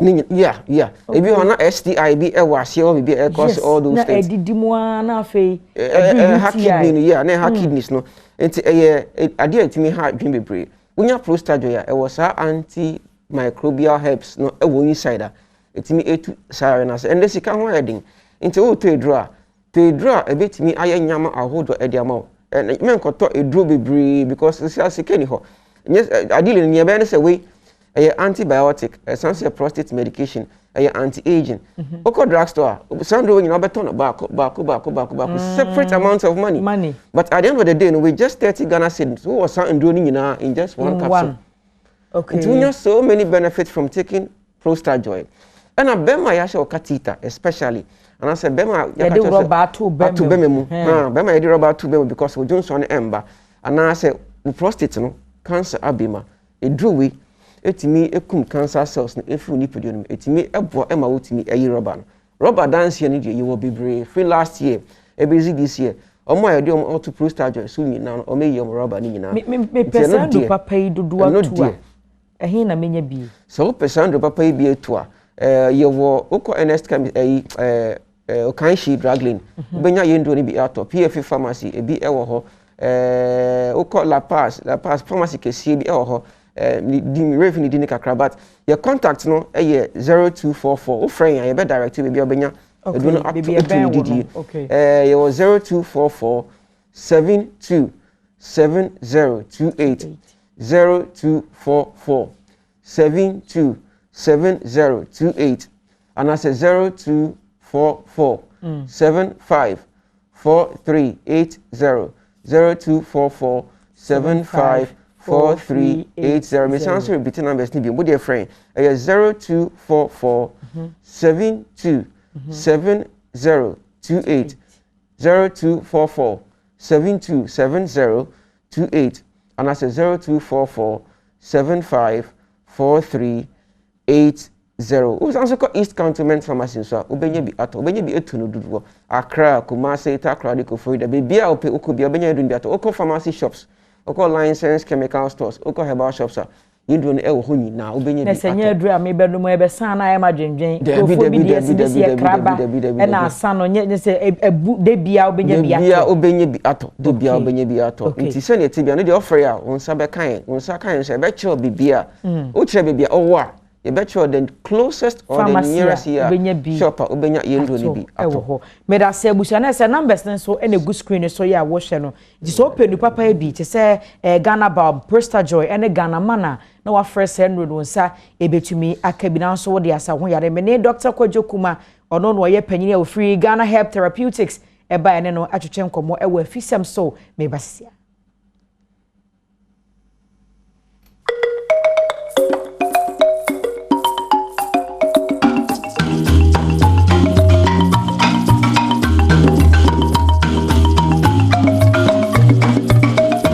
so eni ewo Adom TV bedwam so na wo hwe wo hia me aya frame anochi waba ajwa se wana nyumeku ekura me mu abrane anopa bie no eye Piwak Health Care wo mu na akofa 3P garlic mixture abedwas we no eye 100% organic na wo no de eba besom wo na sa du papa yi eye immune booster unim dere covid ba ye wa immune system wo form de nese yade no e bo se de mframa e bo tintenhuo no afen so kra no ko high blood pressure na afen so no ba ubu nsa ya na wote ya wo mu no so no ebetu ase ama wo so asabi wo high sugar level no wodro eno no na afe obi a waye kese abroso na obi ampe wakọ ba ma afe de waye se dan wo ntade kra na hye wo no tese wo hye enye yi a na se 3P garlic mixture eno no na betumi aboa wo asthma so ebetu ase ama ho etumi ato won so a stress obese ene nche no wabre fatigue de bia na waye boho pe 3P garlic mixture ne no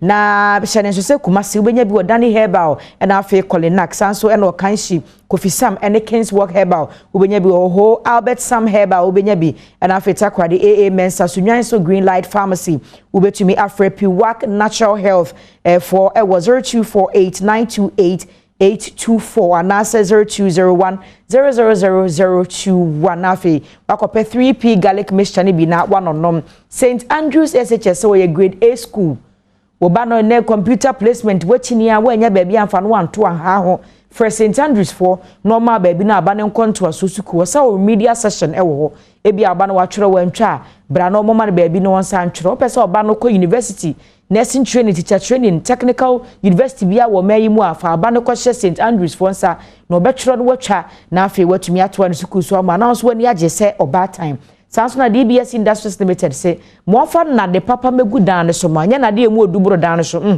ya losing trusses or 100 years warranty odi kuri dan so ma wo say hu gunsu gun kraba sesa no ama obi ode nchance papa be ti say Color Link Plus 20 years warranty o to ade wanya 120 years warranty a wona nanom no na nankanso mu nyina ba benya stromfa so enti ade pade eno ne ton woni DBS for eni nkomo Care Kits toothpaste nso aba tan no wo yusu mpanimfo de no na waton kwada de ama wo mo Care Kits toothpaste KEL eno ye nkwada de ema nanumu ye kama ema ne sini nya ahoden sa kwada odu ba bi e wose ne sini tutu na san fifire na odi agora no wa ama ne paste papa afa be fifire na ebo ho be edu ai se aburu a chese ya segu amenamu no na fifi agbo ho be se nya ahoden e ma akora no kwa bedu mebi na wo kasa no wo fere ntie nei mano Care Kit toothpaste no vanju twi ne sena ne sene nya kama na nanumu no so no pampa wo no no ntumi enya kama ema kidimen syrup so aba we ye nkwada mojaduro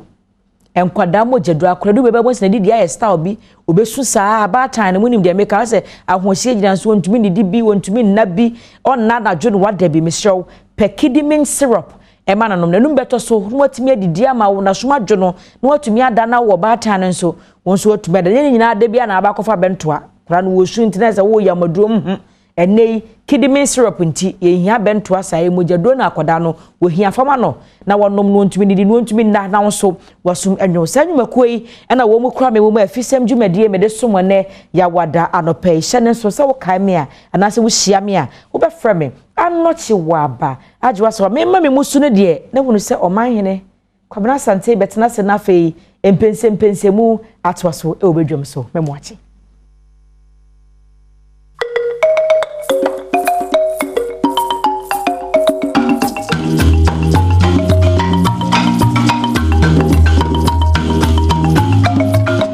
Twain common so the mu nyina say wo hwe Badwam on Adom TV, multi TV. So Anochewaba, thank you for your time.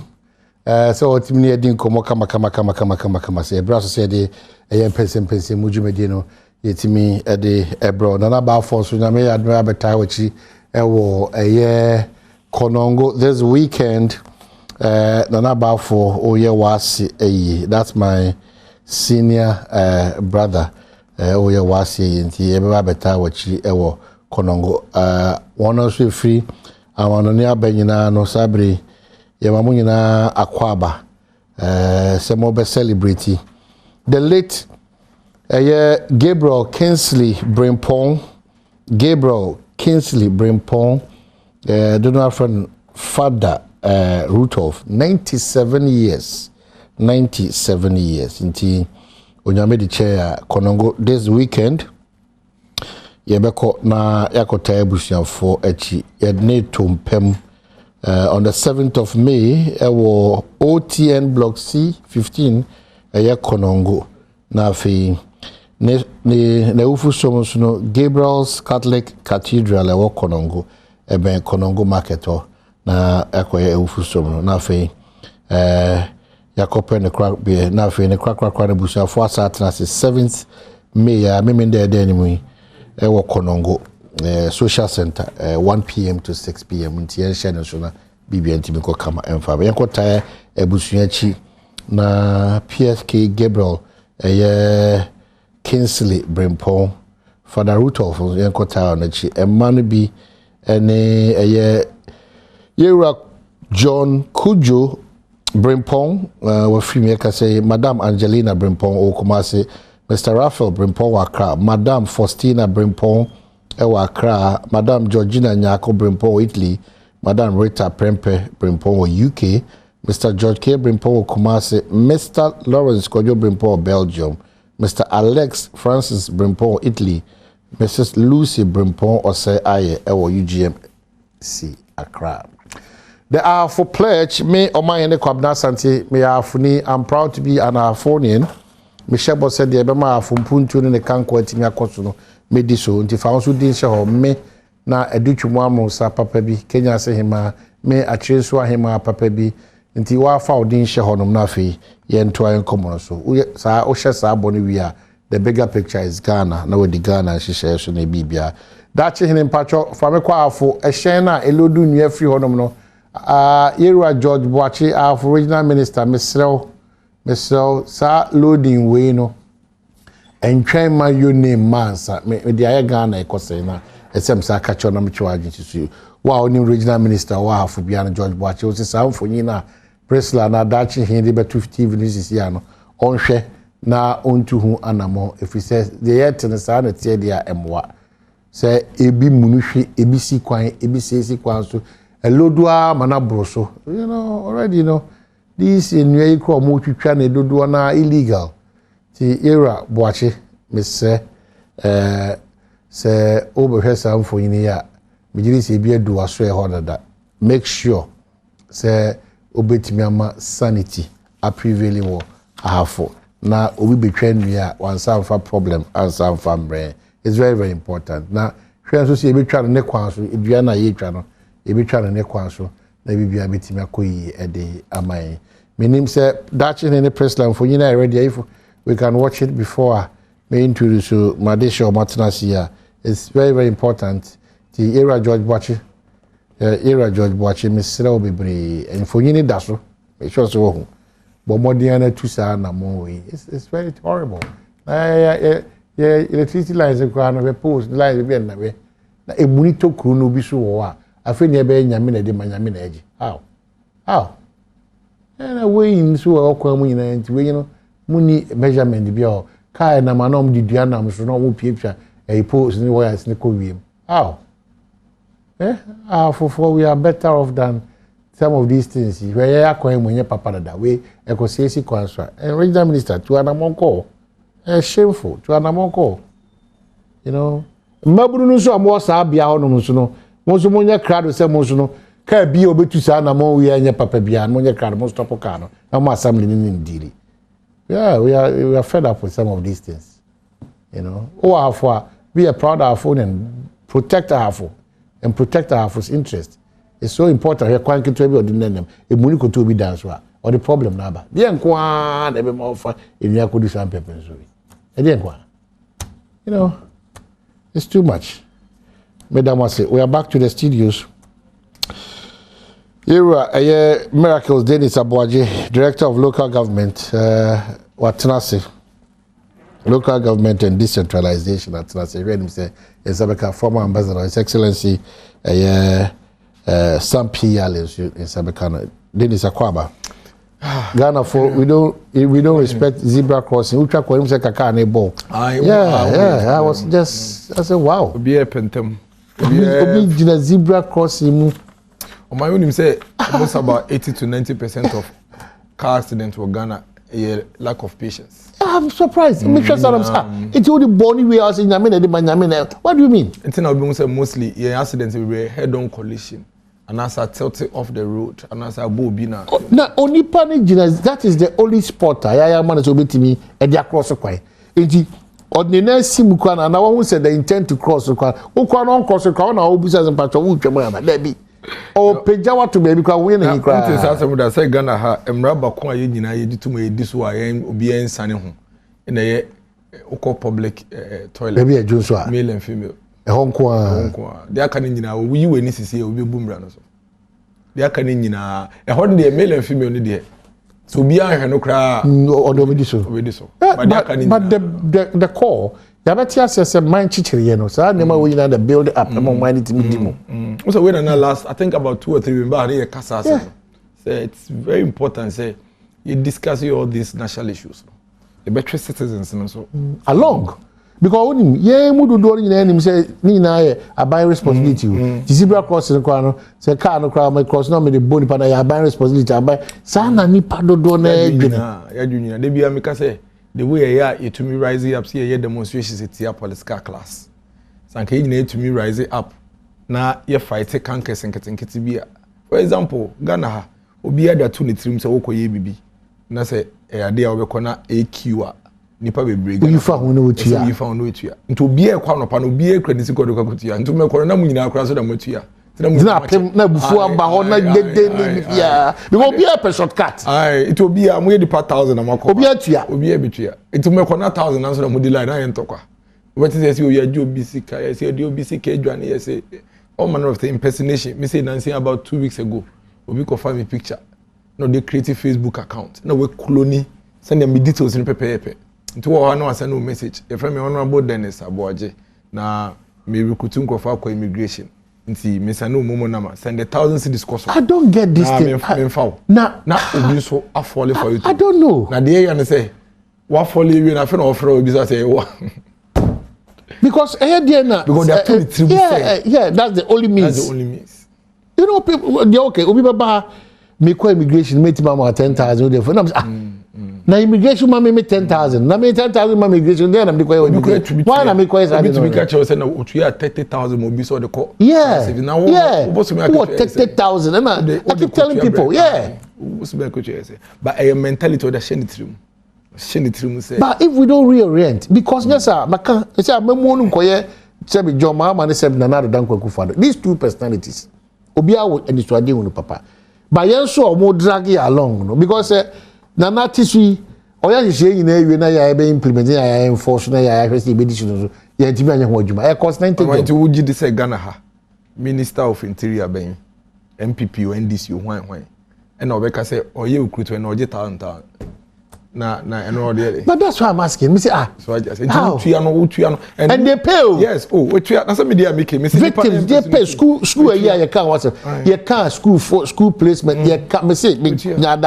a month before that me can on this platform on Adom me can ya ma woni say e binima sebe omunim de koran etua 7,000 what you wi o complain at him school be na o ko tua ba so men ka one advance men ka we did say do muti we yeah or 7,000 8,000 5,000 na omo say ni pana nkasa osate o dia ka onim hwe de bia me ka che nkofo TV ni radio say e ba no school placement e computer But when you have genuine case, when you move to them, they will solve the problem for you. Yesterday I had a genuine concern.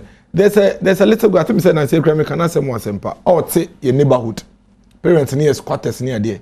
What choice am so pass it. School onya you know.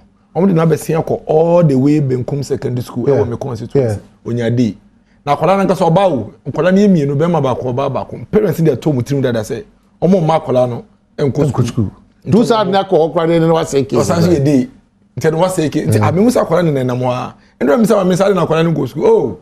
Baby omo dey ko dey no nya na mi say na dey nti na dey na mo ya fa. Oh say ukwa ka omo say betwe scarce na mi ska chance say community ko Ministry of Education na ko complain say unibi what say aha ye do ba ko Benkum for day say omo amboa wa okwala no ntumi ye den enko school and okoba ye no na omo ye omo aboa na a place no a support na mananya boarding school because that is the essence of the policy.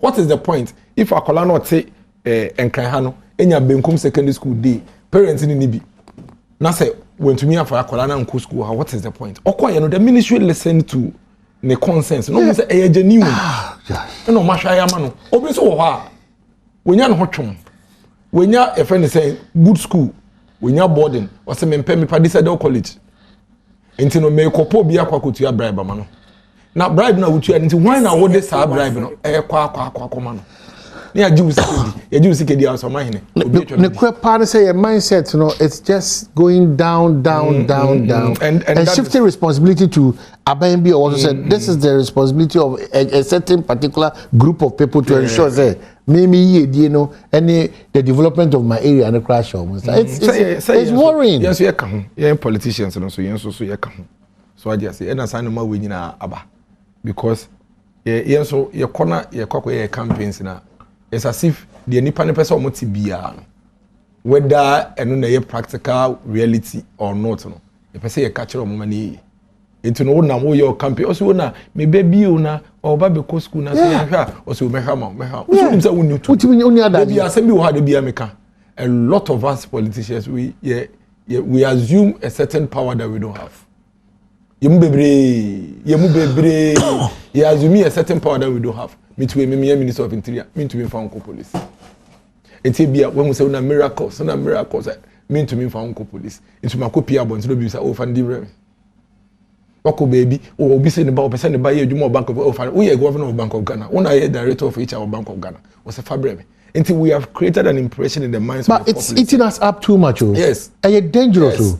We create an impression in the minds of the populace say we a politician na utumi ye bibia wo de wo no bibia wo man mu bia utumi no man penin kra no your man penin so all limitations one brand.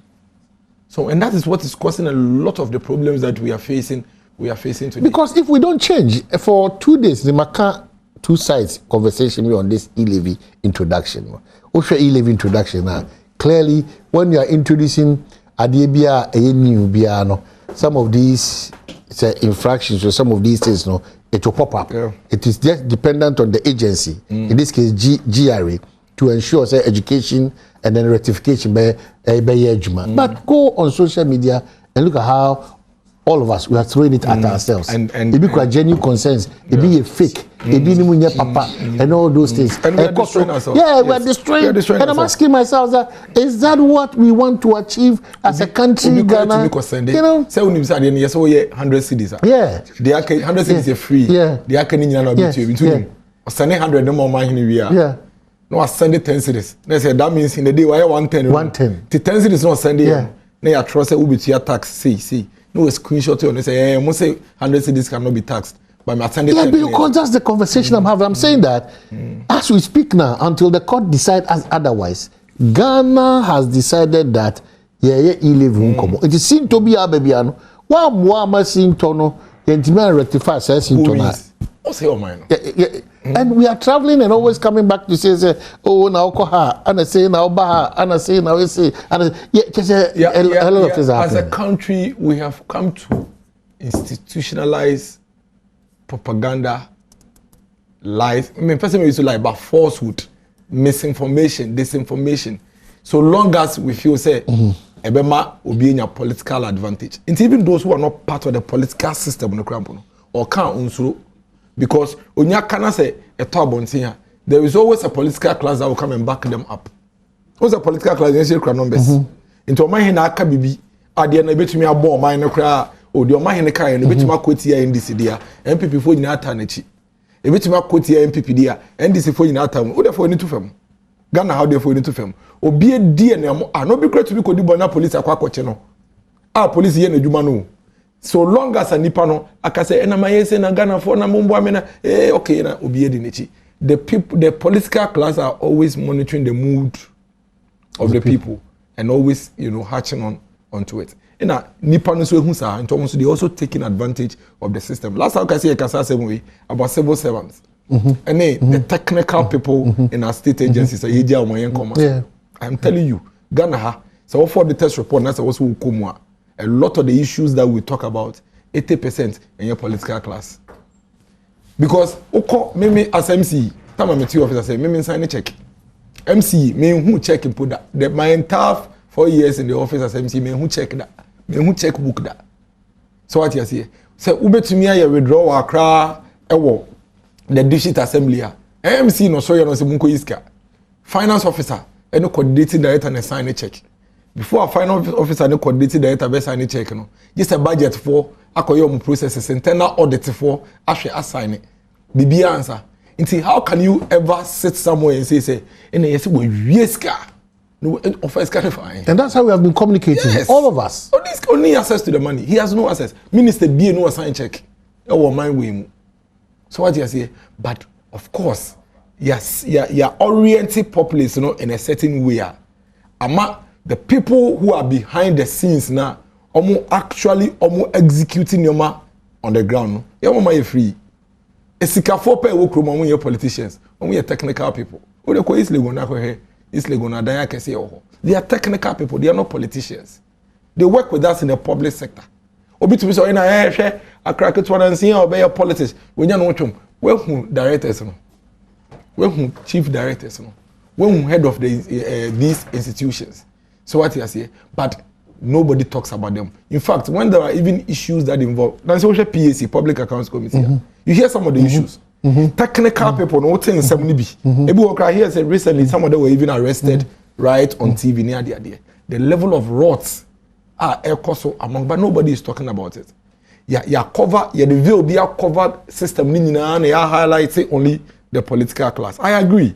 And pay baby any leaders, So I just say, you call it short, but can we open up the conversation so that others will also be afraid in doing some of these things? Yeah, because if we don't do that, if we don't do that, a man forward march in Kankona and Kasadie. It's one of the difficult, especially in a country where a man yosem apai yemuse ta. It's now the truth is dependent on where you stand as an individual in this country. Yes. And who is saying it? There are some people in this country. So long as my hand so long as a miracle the miracles no the honor 23 moon. So long as a omampenya da jomahama kasano the okay so that's a sort of environment that you walk. But how do we shift near commitment, towards the Ghana agenda than that partisan interest now? It will take especially in political classroom from both sides. Like a particular commitment at a certain point in time. Baku to me yena bako enjoy emfa. Because semestry no pana say me hu say NDC se ni bi akwa screenshot of a momo e-levy transfer minim say enye accurate. Say me have be defend you. But yen nyina dia tum say yen sanitize system. Yen kan say ne city Ghana enkoye opposition on the entity enkoye because na inflation a year ago na say sisi abase fact. So I just say e can education sector you think you be na ekoye pa ekoye because enka na nkola no munya exams no score say sisi omunya ni say enka na parents ntumi ntua sisi omutumi ntua. So I just say Ghana yedin because yadwi no dollar no sisi ano aye say empire no kran so dollar na say sisi akwa do say when we begin to have conversation with facts devoid of emotions, devoid of propaganda and lies, then we'll have sanity. But it's becoming dangerous by the day because a Mebunu Duduana age bracket 18 to 35. I don't know what Ghana is painting to them. What Ghana is telling. Even me, cry me here me you be oh my obi hwehwe me o or hwehwe obi atwa scam and so hwehwe me. I'm telling you. So people even have enterprises. The gentleman who cloned my account. Or the scammer. Me fa phone na me friend no. Me friend pen am bo me dey me say me friend na me say o Dennis Miracle Sabajini no say na me say o Dennis Miracle Sabajini e friend no. No cat. No cat lie no. Na me say friend we I don't know friend me say massa I dey na oh yes sir. What do you intend to gain from this? And I'm come me Facebook wall. And I'm come try to say nipa we or you fake. And so still because nipa they are 23 say the fastest way to get whatever he wants is to go and pay a certain 1,000 cedis or 500 cedis. Until you be enterprise, or be a Jumano, no people have multiple SIM cards, multiple phones. And that is why when we are talking about registration of SIM cards, me say digitization and all the cyberspace security it be anywhere same registration of SIM cards of mine. Because akwaya or use number ya phone. Yes, registered. Sankaya block number be a registered. And anka number be organ be registered anka ya cheno. Because obviously obi card and they are registered to the number. Empo say wo card crowd wa fan they register crowd. Yep, it will get to you. And that is why the rigorous process of registration now e ma queue ni bana yenti ase na say ye nya obotre kakra yenti ase because the sort of process a year film my SIM card registration a bad thing. So we bet me for my work card aye. But yes, face to face physical presence now. We bet me for Ghana card. Not that registered SIM cards by 20. Not the Bonia show. But now with this process, there is no way because you have to go and get the registration that a laborious, a tiring, a stressful, but it will protect all of us. Yeah, back to the point I say. We need to define ourselves as a country, identity, Papa, because there's a missing link. Who a Ghanaian is, the responsibilities of the citizen, and then that of one public office or space. No motion. There's a Public servants, especially politicians. Yebre, if you be a mensa, I no question say, Crawford do bonnet in our space, but. Say you're breaking someone down for everybody in the value chain to be identified, to be share and rather make Adom FM na make this press freedom index or might be in Africa press freedom was in Ghana. I can tell that I can say with my full chest. Come no Gaza no pay almost about 300, 400 to 500 radio stations. Ghana obi a political show. Ye trouble John Mahama, ni trouble na Nekufado.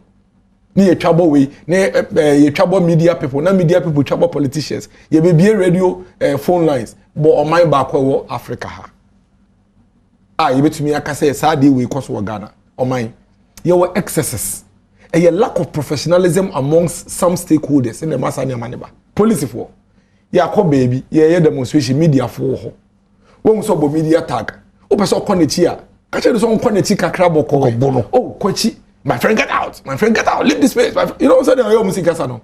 It's a media person. It's about reacting. But why are you screaming at me? I'm a media person. I said, get out! No, it's funny. No, leave my dress. Now, by how I say I escalate. And see, over here, say be a media person. They told Saka Krebina, I caught police. No action. I say I've arrested you. Abono. Na your issues. Na about news. International, the president, the indicators. No, ba no. Media person, Yako baby na Endra was saying and say Yako also for that word me was be I think Endra. Media person who chat video.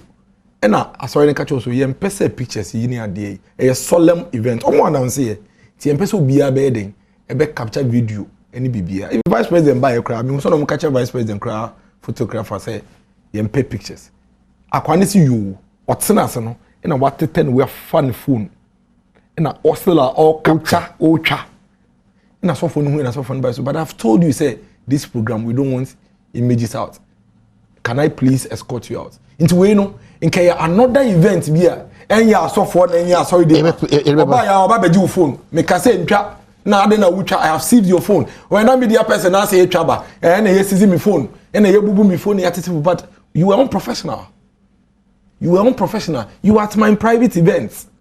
me na me invite about me event and I say me na about me event me say me interest say we see metra enti media people nankasa so some of them their level of unprofessionalism no and remember some of the issues that we have would come ade na Ghana has say all these programs going on the whole day yeah morning political show afternoon political show evening political show midnight in a weekend so yes yeah calling yeah we are this is not where we are supposed to be.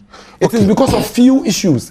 We share examples of my kind of 1 2 3 4 5 cases we pay in a mind the sort of bad way uko Uganda media person to radio so na president and kasa no convoy abade abetam no wa yira yehu no uko Rwanda ni abetam no Ghana ha president ben both NDC and MPP, there is no president.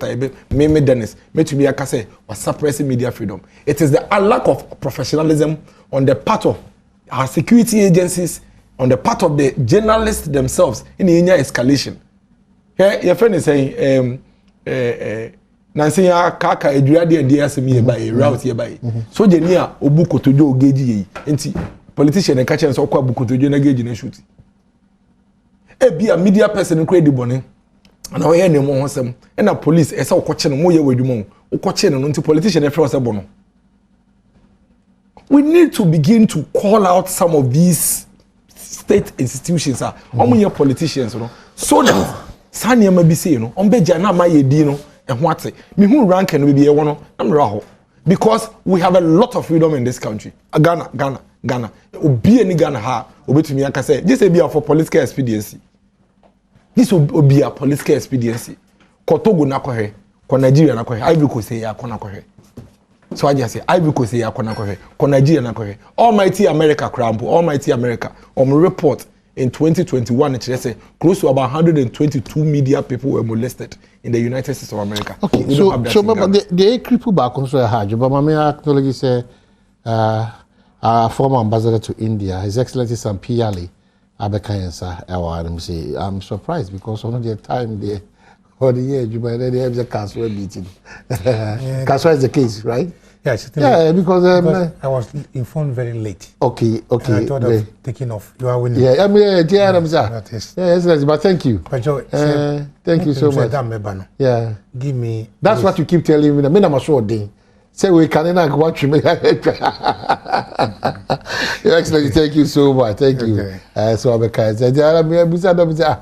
It's like on there or ahead of time. What's up happening? Anyway, the Jamaican do we do. It's just the Ghana conversation. Yeah, have one. We say there will be a cripple apart. Citizens, sometimes we forget ourselves that we are also a part of the journey to make sure the country becomes successful.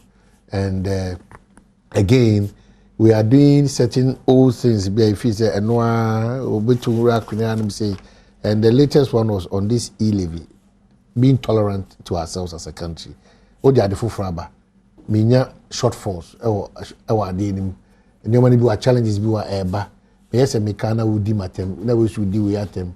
And no, does not solve the problem we have as a country in terms of e-levy challenges and solve. And again, citizens who say a stake. Their stake now is to insult. Now, majority of Ghanaians, what they are best at is that when they are crisis or when they are challenges, they resort to say, it's making us miss out our identity. And you're not careful, so so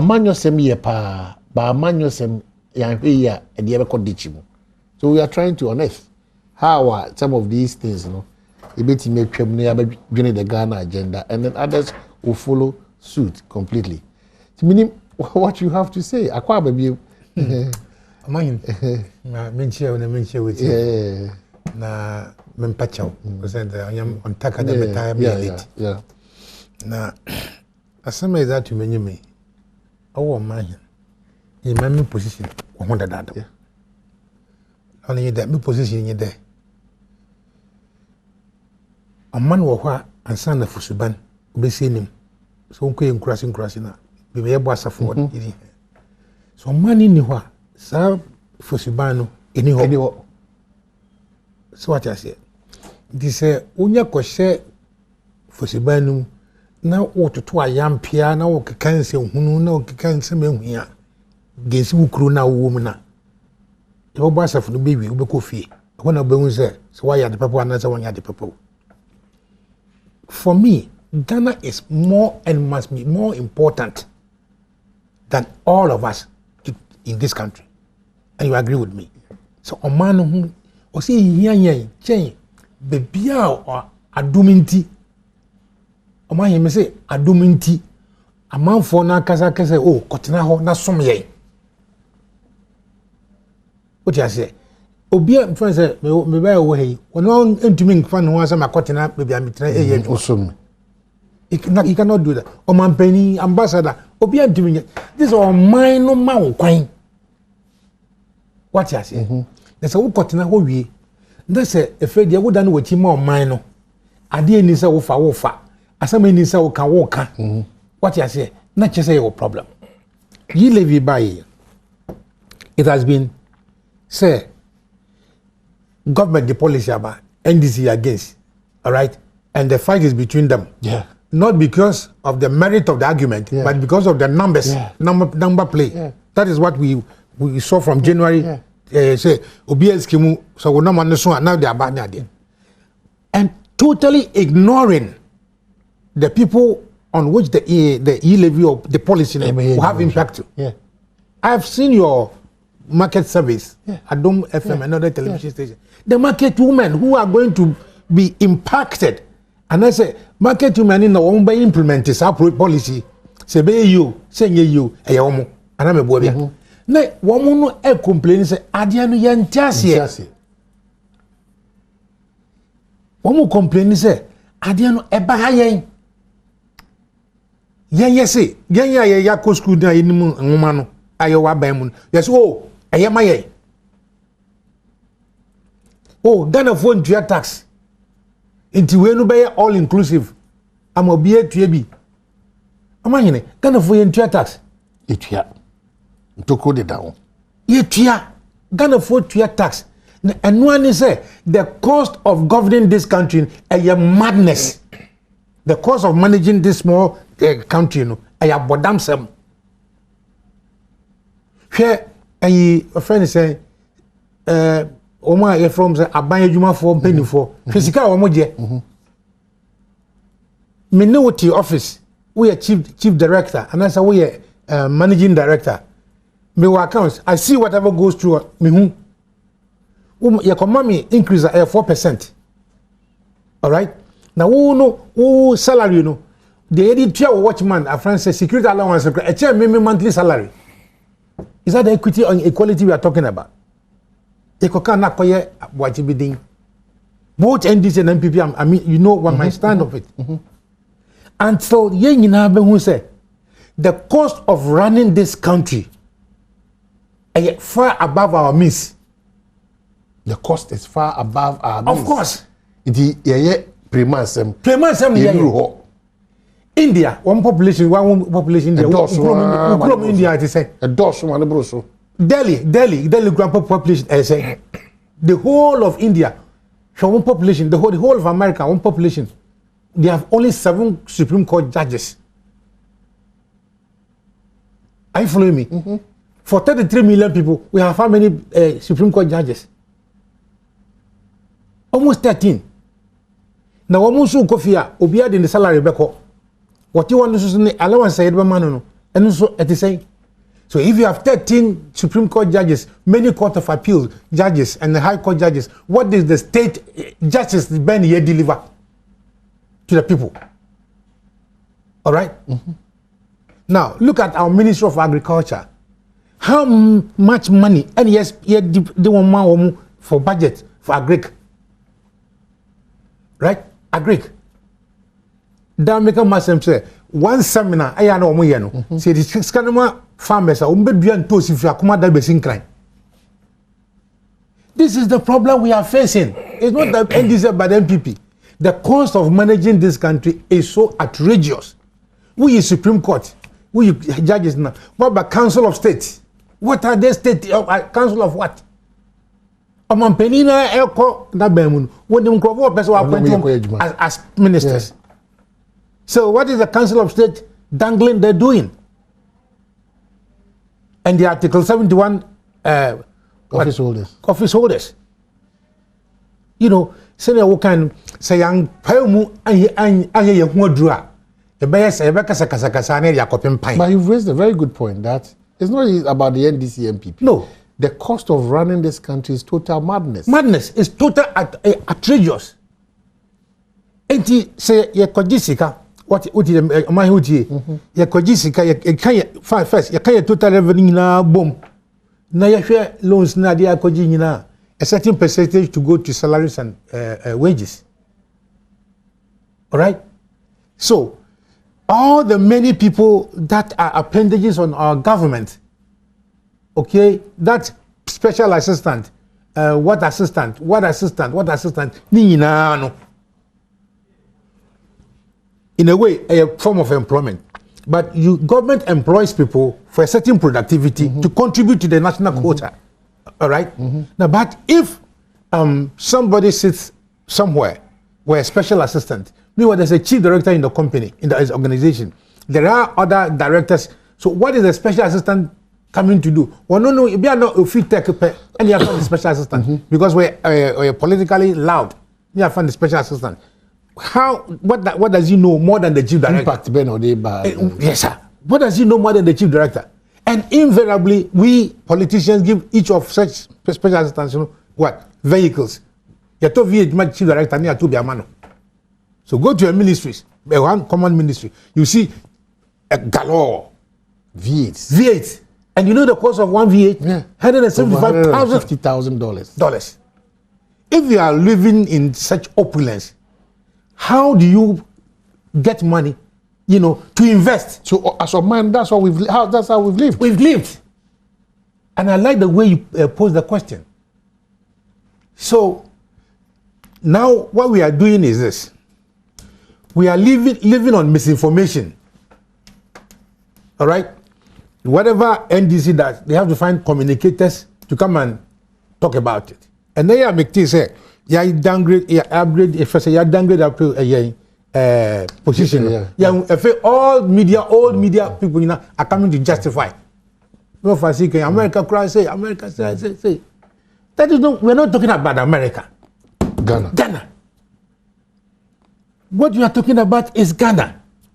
What we are talking about is say you could George Floyd you, say you won't concern and for prisoner be charged and go prisoner order and kafu. And what we are doing about is Ghana. You're journalist in a very bizarre condition. So you cannot convince me that the security. Very serious. Yes. You cannot convince me that there's security, there's freedom in Ghana because America, you can't say that. I mean, they make Chinese say. That will become so you are here. A man your phone. A man phone be brayasam. Two picture about so woman can you crown. So woman can ya wombeka. Because you two baby it is assumed say one ya two about my woman. They will keep quiet and work. And I'm a work. So that in Puntua, I was say, ye deba or man muno. Woman diaba. No man fu now what a woman. But say, I call you say, some draw pencil crap, maybe the pencil crash and virtual, some truffle to tour with the Bay campaign. We are running this country on propaganda. We are running this country on misinformation. Okay, yes, it's about Dennis. The conversation, I'm saying, I don't know. I think we're on the same page. On the same page. You wanted an expose of all the professional actors in the everybody, every stakeholder in this state is culpable. Nobody is saint.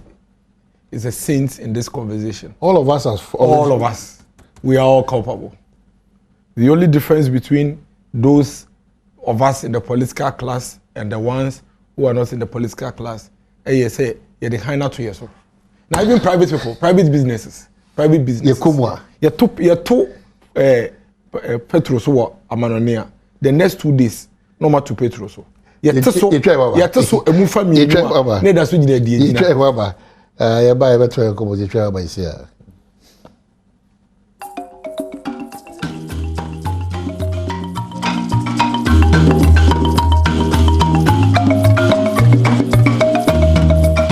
So we're back. Lots of your text messages are about Yadamunina must say more text message to John Abba, Ebekin Kayamamo, and the writer. But Mameka say former ambassador to India, His Excellency Sam Piale, Hanum says Sansuna Miracles, Dennis Abuaji, Director of Local Government and Decentralization. So Hanum say the topics I think unfortunately, yeah, it's need to in China, yeah, Ghana and Komokaka because it's becoming worrying.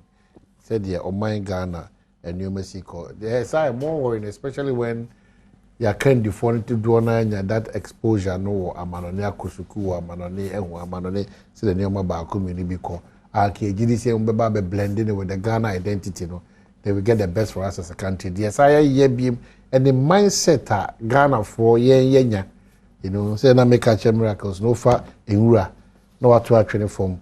Was it didn't need to Zoom lion car, no jaro now call. You know, I feel with the development here a shortcut. Inti ubia they say oil lead cross or hospital or call banker, would yes come tell na ibe in free line him. No, what be dikai. How do we move away? You know, because a shame poker and namia kwaso. It me fan your man to say the may you have me kuma free. You know, a fan your mana, maniko kayim na ubi tisro no kutaba, no the pia ahoma, no the titi. You see, and you never share man de free afo. I tremu was antimante, make tremu eastern region, trema be doing play. Since I mean, I don't need munishoa, as you nyamina dema, unyamina edge. And we cannot continue to do these same old things and expect that there's going to be a major change in our lives and in our environment and whatever, in leadership and all that. But, Ambassador, I think some of these things, there's some small boy and painful being lose a certain trust, a certain respect. Because, it was difficult, extremely. You look into the face or eyes of an elderly person, you know, the Ghana entity factor seems to be going down. Or mine money for money standards, money should be or mine it's just sinking because there's no standard to measure. Amine, the first thing we should do, and it's for me, all the reforms are here in education, it has come to nothing. Which is, me call O level. If you also call O level, basically. Now we share quality of education that you at that level, no. I mean, can say, my SSS, no, and never bad. But and no reform or agenda reform or regional reform or the history, the study of history. Effie, yang museum, and I'm one. Now history day, except where you came from. What kind of me afuni, and I'm one. Obi anyhow, cameraman, obi anyhow, one in the crew in. Now one person who said yeah, the crew cry a better. Today we don't study it. We had a joy to read Thompson's book about the expansion of the European empires also, but Yankasa history,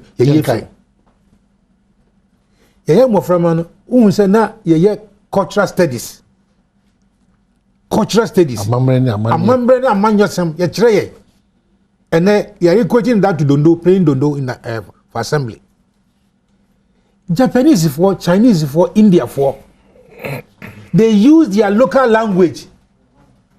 I told you something because Indian person practicing. I joined their bar association. Now, one kasa uko court na judge ne ma summary na ma order no can in India. You understand what I'm saying? At that level, Supreme Court they still speak their language. What ko Chinese school be mo ka brofo di chiran kwala adeda. Yen kwa ni nim. Yet brofo chain English for na nkasa and then so for telephone now ringing say oba na what that end na brofo wo be ka no. Hello. Na me say na we so de ayeden. What the woman papers on juro so on jimi juro. See from. So first and foremost, we should look at our education system and stop the many meaningless reforms. MY. 2, we need to go back to the basics. People downplay Kwame Nkrumah's way of giving patriotism as an education to the youth. I was a young pioneer at a very youthful age, but I still remember everything that I was taught. Between you and Ghana first, right? All those teachings, you need somebody to give the children, and then according to what the mommy video, what WhatsApp no. The papa said that they need when woman koto a friend's phone somewhere the bano. In the house, no, there's no communication. You understand what I'm saying? According to what cartoons, the cartoons is so Abrafuna in such a way say it should tune her mind or his mind to some form of thinking. And we are all helpless. Sir, who hear Nigerian film be all right? Na say ye chiro say you see a poison obi e wo film no more. What are you learning? You are learning same. Nkwaran kakren kitenkete e hwe say na wo other colleagues e di obi akoji sikadro. No wonder we had it in Kaswa. They want to get rich quick. And then Kovobi birthday big cars. Another area. Big cars. Cars are one ferry some better drive or car. You be like a swap up now. I was a bread here. Maybe express the aircon. That's the value system we are introducing. Yeah. I think we should have more of such conversations. I'm not worried to say there can't see a Bekanianka. And you hear crampon that people who are watching and then they've probably been stimulated. Yeah. Almost stimulated, almost on bed dream. Can imagine if every day you commit 10 minutes across all platforms in the country. And yeah, this kind of conversation. At least and then me said the akin and no be call baby no I said they mean to a bribe. Just based on conversation and conversation. But chance will not be Ubia Beckham, a church no be a Beckham, then we can make progress. Yeah, higher 100. We are so wicked to ourselves as a people. Obi te ho, the Juma is say oh yeah no. A son is on him say so maybe we are show baby, Oberman is scanty. On yen in them. Say we are be show. Until now wait me about Meniska. Into Ottawa like a desica. Why slow or yen in Temoa will be able contem. Nobody will be discomforted for them to have the industry of bribery. Deliberate. Yes, sure. It's created. Deliberate. Yes, sure. It's created. What should I have and our delay process, no? Sure. You will be discomforted. No, it's your bribe. And it's our own people. Kolebu na koye said, okay, you card. Kolebu is one place I never want to. I had an experience there in I think somewhere June 2016. I never want to go there. Kolebu de me akasa kwa my experience. Kolebu. That's supposed to be our premier hospital. It is a hospital. Service. But it was a hospital. I'm a choir. Ukwa iso ukra ufoda she wa motium ye yima wa ese she wa motium ma akopem ta maybe ye be you. In fact I know some people who are patients with Kolebu a ye omu wie kra omu side foda no kofie because there's a thinking say uja to wa oba be hwehwa bebre and Kolebu manual still when ene obi wura consulting room we are obeko a pharmacy department or na the details so obi pharmacy department call lab or na the computer when you buy when you his excellency enemy when you na do when you but Kolebu is serious so Kolebu is serious I say ya no o what be now go to the in the check go one Kolebu this is not politicians so these are people who are supposed to be Ghanaians one of us now hospital dey ka say kan yen we show nu ya Ghanani when I was skills are we betimi dey assign yare o waba he is in pain what so no be atie mo so ka no tum na dey nkra ani a service provision you will never find this in a lot of civilized countries I'm telling you if we Kolebu nkwa yi ni here e betimi amanye a lot of millions of cities now the next private hospital to Kolebu that is owned by a private person and you are buying there no I know so Ghana for na edwuma edwuma ho no Obekono, they are nice. Oh, now they have this example. Obekono, they are nice. I mean, this example, Master Uncle for you, say, Omoye this lamp. This they say, I've forgotten their name, or I'll just a very serious company. Later, I who says a Ghanaian company. Who say Ghana for a company. Lancet. Oh yes. MDS Lancet. Yeah. Take sample. MDS Lancet. When they give you 6, it is 6. And Ghanaians are working there. I'm telling you, when they want to send you the mail in 2 days, you hear from us. In 2 days, you check your mail. It's there. Ghana for me say Ghana for I'm shocked. It is the leadership. Opa, Unifree hospital ho. Na fa no ko Aban hospital. So long as I share the trim say ho ya Aban there no. The post yeah. The post asesa. It's terrible.